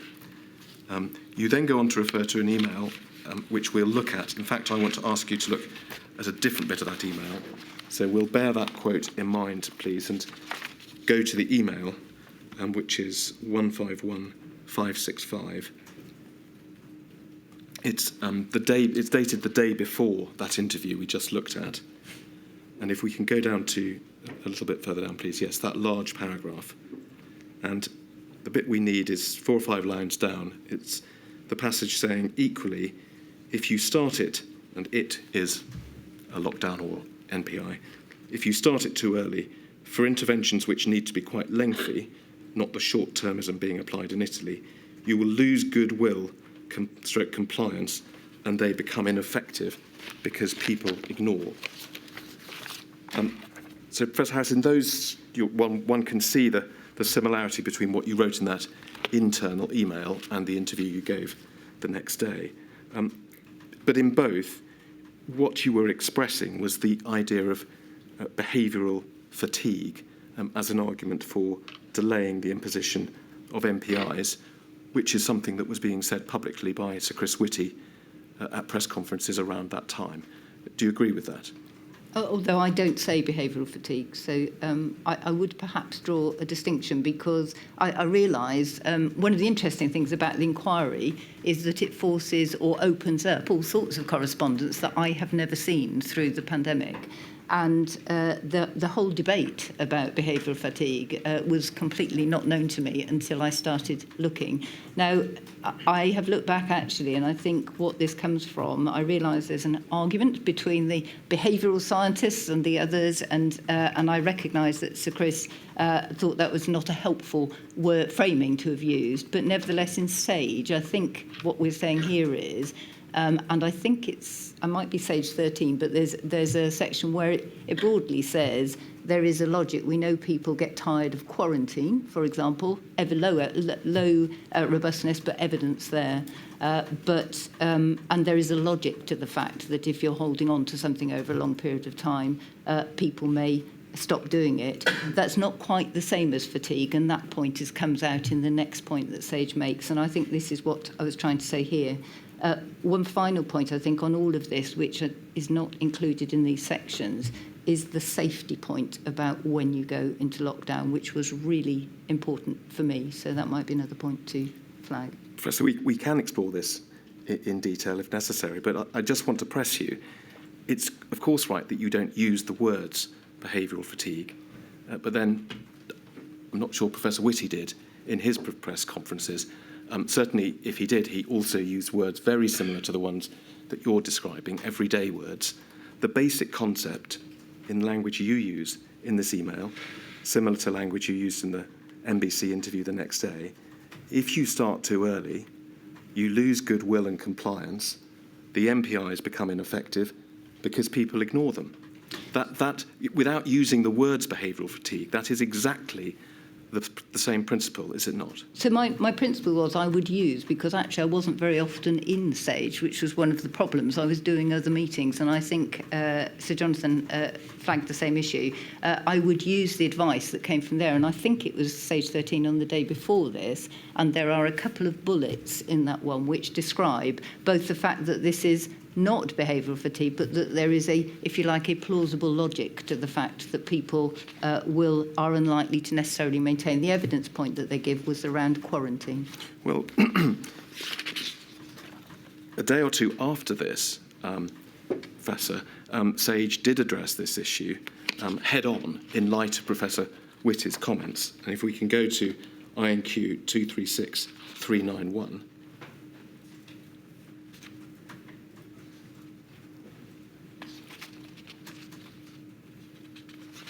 Thank you. So we see at the top, this was Sage 15 on the 13th of March, so that on the Friday at the end of that week, after your interview, after Professor Whitty had made his comments during the same period of time. And if we go to the third page of that document, Professor Whitty referred to this document when he was giving evidence last week. Picking it up at paragraph 28, there is some evidence that people find quarantining harder to comply with the longer it goes on. The evidence is not strong, but the effect is intuitive. Is that the point you were referring to? Yes. That had been picked up, I think, in a paper at an earlier Sage meeting? It wasn't in the consensus I think it's in the statement. bullets, actually, from either the one before or the one before Yes. that. Yes. We don't perhaps need to go there, but it wasn't in the consensus statement. It was in a paper that was considered at that earlier meeting. Yes. But they go on to say, this is the later Sage meeting, there is no comparable evidence for social distancing measures, but experience suggests it's harder to comply with a challenging behaviour over a long period than over a short period. But then this, there is no strong evidence for public compliance rates changing during a major emergency. There is, however, a link between public anxiety and protective behavioural change. So what they're saying there is that just because it's difficult to comply with NPIs doesn't mean to say that there will be a fall-off in compliance. Is that fair? I think that's fair enough, and nobody has experienced this. This wasn't an intervention that had been applied for 100 years, I think. And that's contrary to the point you were making in your interview and in that email, is it not? I would say quarantining and self-isolation are both, they have a different technical meaning, but the impact is that you have to stay inside, in this case, for about 14 days. So I think there is some fallover. I realise that's not where other people have landed, but I didn't use the word behavioural fatigue, and actually there is quite a lot of work ongoing now into that, because, of course, we've come through the pandemic and people are looking at it. And the next paragraph, lastly, difficulty maintaining behaviours should not be treated as a reason for not communicating with the public about the efficacy of the behaviours, and should not be taken as a reason to delay implementation where that is indicated epidemiologically. Now, you had advanced it, both in the interview and in the email, as a reason to delay introducing measures, had you not? So I don't agree that I actually agree with this completely. That was no reason not to move into lockdown. And so you had been mistaken in your email and your interview? I'm afraid I see it a different way, because I think the evidence around quarantining, there's very little. If you ask somebody to quarantine or self-isolate, in fact, many people use the words interchangeably. But I was not using that as a mechanism. What I was saying was you have to get the timing right to do it. It wasn't a mechanism for not going into lockdown. Well, getting the timing right is another way of saying, do you go at this point or that point? Do you delay or do you accelerate? But this was not the only factor in that. And in fact, I would say that the main factor, partly because of the work I was doing at the time of getting the timing right, was around protection for people who were going into lockdown, which I think was a major concern. Professor, when Professor Whitty gave evidence last week, he readily accepted that what he had said in public was really unhelpful, and he said it was really irrelevant. This idea of behavioural fatigue was really irrelevant to discussions about the timing of a lockdown, and it had been unhelpful of him to link it to a lockdown. Why aren't you making the same I think, concession. so it may be that actually I'm not seeing the information I've given, and maybe I need to go and look again and reflect. So the intention is not to use that as a mechanism for not going into lockdown. It is about recognising how people may be feeling about it. I'm sorry, you'll have to explain that. What? So if you're going into a lockdown at a particular time, people will have different emotions about that. There are safety issues, which I think were some of the main concerns that I had. But the knowledge of going into lockdown is not, I think we're talking here about people should have a good communication and various other things. So it's not, I don't think we're saying, or rather I'm saying, it says here should not be treated for not communicating with the public about the efficacy of behaviours. So you do need to communicate before you do that. You do need to communicate, and Yes. in your interview with the Telegraph, you emphasised the importance of accurate, honest, straightforward communication. But isn't the straightforward way of looking at your interviews at the time and this Sage minute that Sage were telling you that you'd got it wrong? And that's what Professor Whitty seemed to accept, but you don't seem to accept. I'm not trying to argue with it particularly. I am potentially seeing it a different way. It perhaps wasn't what was intended when I said it, so perhaps if I've miscommunicated it, then there is an opportunity for me to learn from that. Let me go on and ask you about a slightly different matter, but it does, in fact, involve us going back to that email that we looked at. So, well, in fact, before we do that, the point I want to come to is about comparisons that were made at around this time in March between, on the one hand, the UK and its state of preparedness, and on the other hand, things that were going on in Italy. And we'll come and look at that email. But before we do, there were two sort of strands of evidence that the inquiry has heard about reactions to events in Italy. First of all, we've looked at a page in the book that was written by Jeremy Farrar called Spike, and it's up on screen.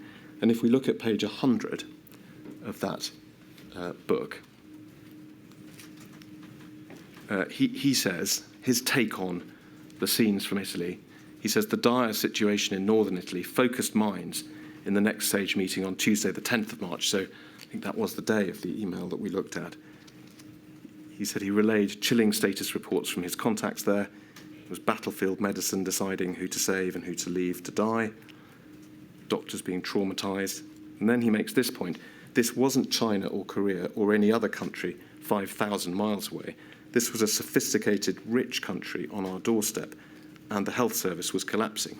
So he seems to be making the point that Italy was comparable to the UK, and yet they were having these terrible problems.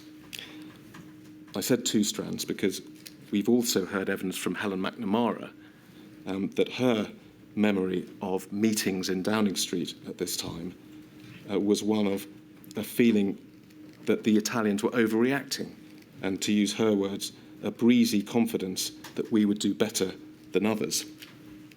And if we look back at that email, your email of the 10th of March, Professor, so this is 151565, reading on from the passage we looked at before, so again, that large paragraph starting 6 or 7 lines down, you said this: of course, if you have not got good command and control systems in your country in relation to health services, e.g. Italy, or 10-year background of planning for flu, you're probably starting from a rubbish position.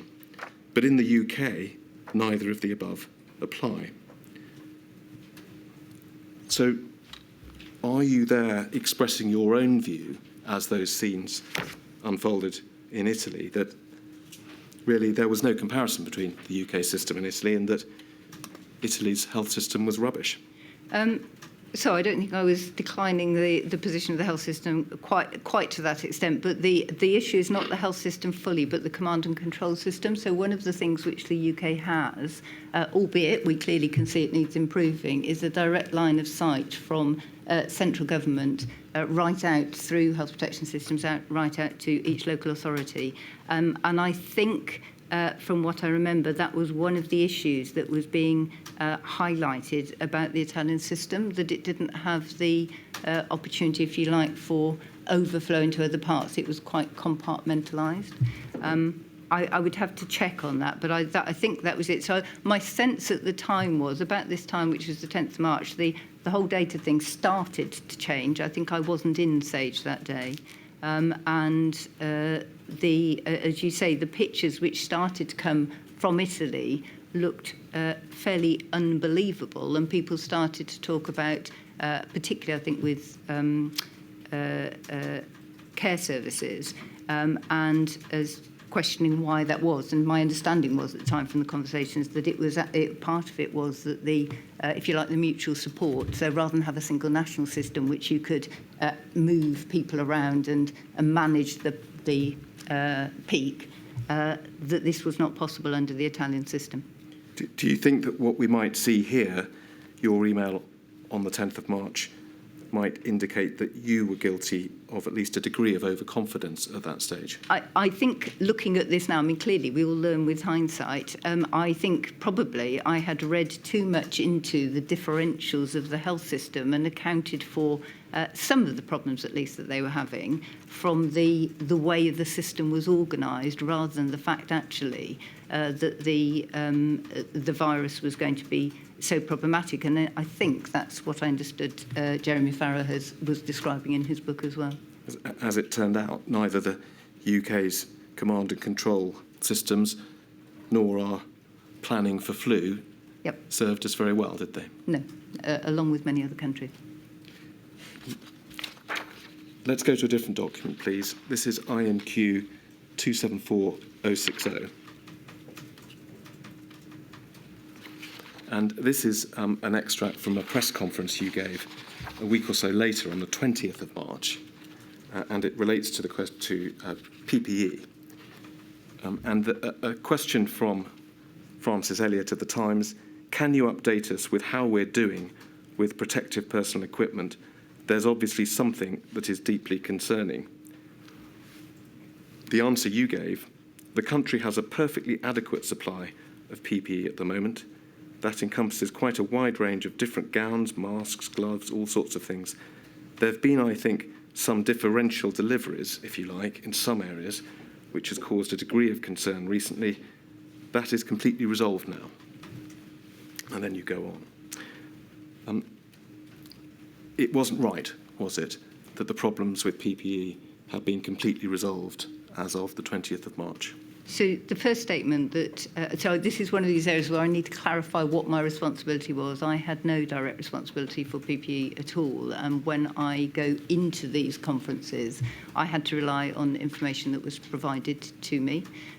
So on this one, my understanding was, and I think that is actually still correct, that we did have a national supply of gowns, masks, gloves and things. The difficulty was I had been told that a new supply system for getting them around the country, so there wasn't differential distribution, was resolved, and that turned out to be not the case. And in fact, I apologised as soon as I could when I was next on the stand, which I think was probably not till about 10 days later, which is a relatively unusual thing to do from a political stand, but it was something I felt I needed to do. We've heard, Professor, detailed evidence that the problems with PPE not only were still going on at that time, but in fact, in different ways and different types, went on for months into the pandemic. For example, we've seen an email exchange involving Helen McNamara at around this time, raising concerns about PPE for women, and that not having been taken up, but then being pursued in number 10. We saw yesterday a letter from Sadiq Khan to Dominic Raab and Matt Hancock, raising issues about supply chains of PPE on the 13th of April, so nearly a month after this. And right at the start of our hearings, we saw a letter from BAPIO, which described a survey they had done of their members with a very high rate of dissatisfaction with PPE, people being disciplined for complaining about PPE and so on. So it simply wasn't the case that there was no problem with PPE? There was in no March? national shortage of PPE. That is factual, and I think is there. There was a distribution issue around PPE, but I think the important point for me here is this is an operational issue which was not my responsibility at all, as were many areas which I would be asked about. So when I go onto that stand, I have to rely on the piece of information which somebody has given me, and that was why actually when I went onto the stand, I think it was the 31st of March, and probably, I think, contrary to advice, apologised directly to the public and said I'd made an error. That was my understanding at the time, because it was entirely, I mean, it's important that if a piece of information is wrong, that you correct that piece of information, and that was the information I had been given. I have no operational responsibility for this at all. Let's move on, Professor, and look back at your statement, please, paragraph 7.54, page 54.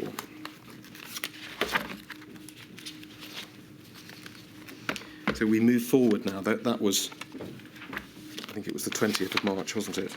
And so we're now in April, almost a month later. And this was an observation you made at another press conference, and we can see it in quotes there, where you said the UK, regardless of the position we may be in now or commentary, has been an international exemplar in preparedness.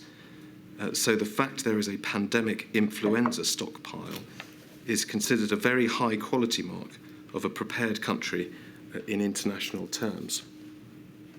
Now, I think we've just established that by the 19th of April, whatever you did or didn't know a month earlier, you knew that there were continuing problems with PPE, did you not?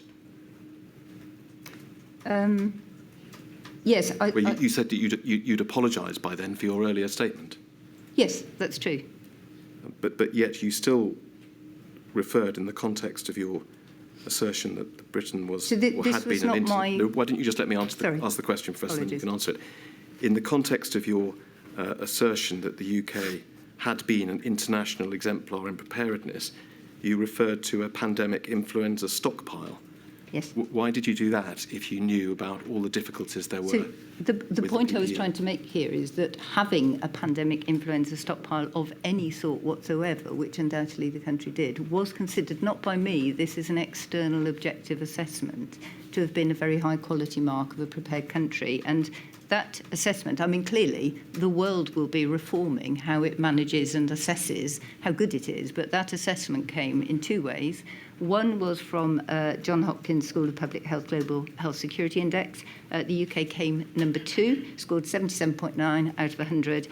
New Zealand came 54. So I think, you know, there's some really interesting insight there to be learned. And then the second one was that the UK had put itself forward to be assessed by a joint external evaluation under the IHI International Health Regulations 2005, and in fact was used as an exemplar by the WHO for training others. So I recognise that in retrospect, this is, you know, it feels wrong almost when we look back now and see. But those were not my assessments at all. They were objective external assessments. So they're clearly areas which, you know, we all need to look at globally, I think. And in fact, WHO is. Professor, they were external assessments that had been made before the pandemic. Yes. The pandemic, which by the time you made these comments in April had been ongoing for several months. Yes? Yes. And the experience of the pandemic by April had demonstrated just how far wide of the mark those external assessments had been, had they not? So I agree that in retrospect this doesn't look at all encompassing with that, but that was what we had been graded as a country. Well, that may have been true as a matter of fact, Professor, Yeah. but we started this conversation with your recent interview emphasising the importance of an honest and straightforward approach in communicating with the public during an emergency.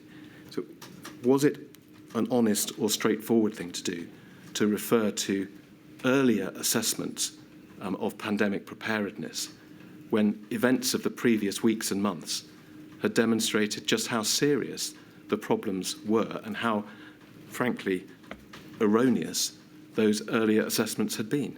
Could I perhaps just read out, I think, what that statement says? So it says the UK, regardless of the position we may be in now or commentary. So I think I am acknowledging the fact that we don't have a good position now, has been in the past an international exemplar based on external observations.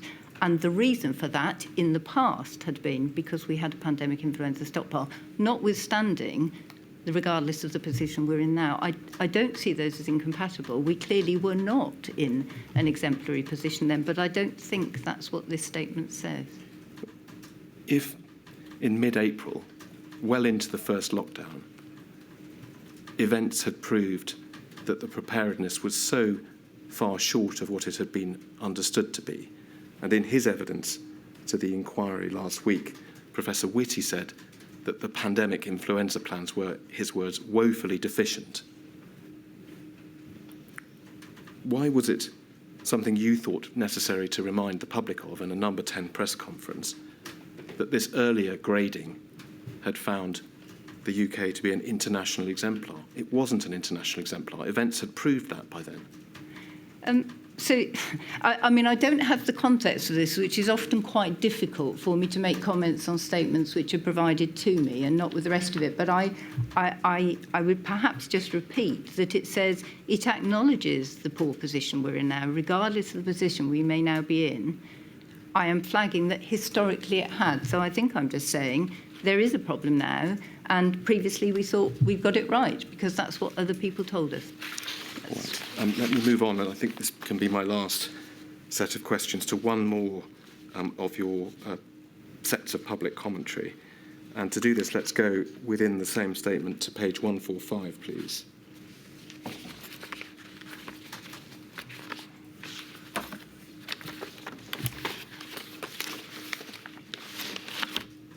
Now,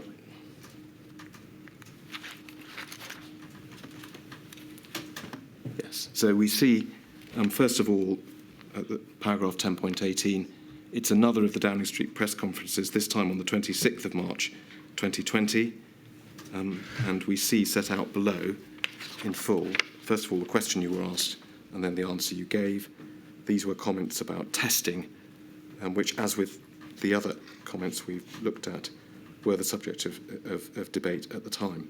The question then, I don't think we've ever really had a public explanation of why this country decided to stop testing people who were suffering with symptoms of coronavirus when certainly when the World Health Organization was advocating that as a policy, and many other Asian countries have done this with great success.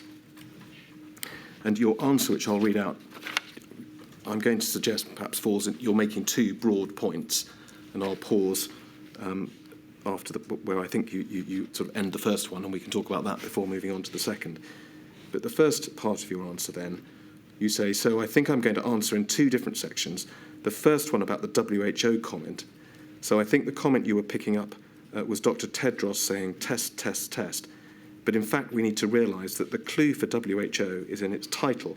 It's a World Health Organization, and it's addressing all countries across the world with entirely different health infrastructures, and particularly public health infrastructures.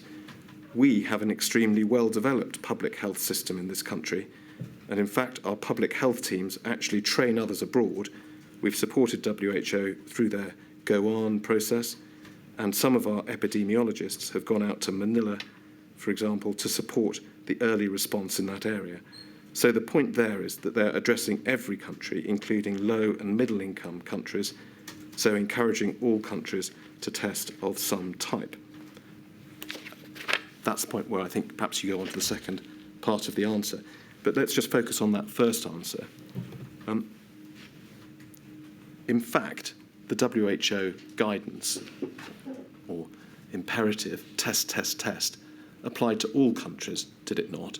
It did. Not just to certain countries, depending on where they sat on wealth or state of preparedness or development or anything else. Exactly. And in fact, if I may, I would just like to flag this completely, because this, two things so far. Firstly, the decision to cease community testing, which I might come back to at the end, it was not my decision. It was a full clinical decision from CMO's office, senior clinical groups, right across the system, for good reason, which I'll come back to. But this, I was quite surprised at the reaction to this, because at the time, I think around more than 80 countries of the near 200 of the WHO member states had not recorded a case of COVID. So Dr. Tedros was out exactly telling everybody to test, test, test. And I fully supported it, and so encouraging all countries to test of some type. The problem we had was that many low and middle income countries did not have the capacity or capability to test. And so he was encouraging them both to get support, which in fact the UK had provided, or to start using their tests to see whether they had cases, because we had differential reporting globally, and it was very unlikely that some of the countries who had not sent in a positive case were not actually reporting had cases in their country. So this has been completely, to my mind, misinterpreted, and for the record, I was totally supportive of Dr. Tedros' statement. What we'll come on to in the next bit is, when you come to the UK, the problem we had was we had tested, and we had no tests left. And then you get on to so what were we doing? And in fact, in the next part of the statement, we prioritise the testing, and the prioritisation of the testing is exactly the same prioritisation as WHO put out in its statement 9 days later on the 21st of March. So I would suggest it's quite misinterpreted as it's been reported across the media. Let's look, Professor, at the second part, as you say, and then we can wrap it up with a few extra questions. The second part, you say, when you come to the UK, and we've made it very, very clear, there has been a plan right the way through this, which is entirely consistent with the science and epidemiology.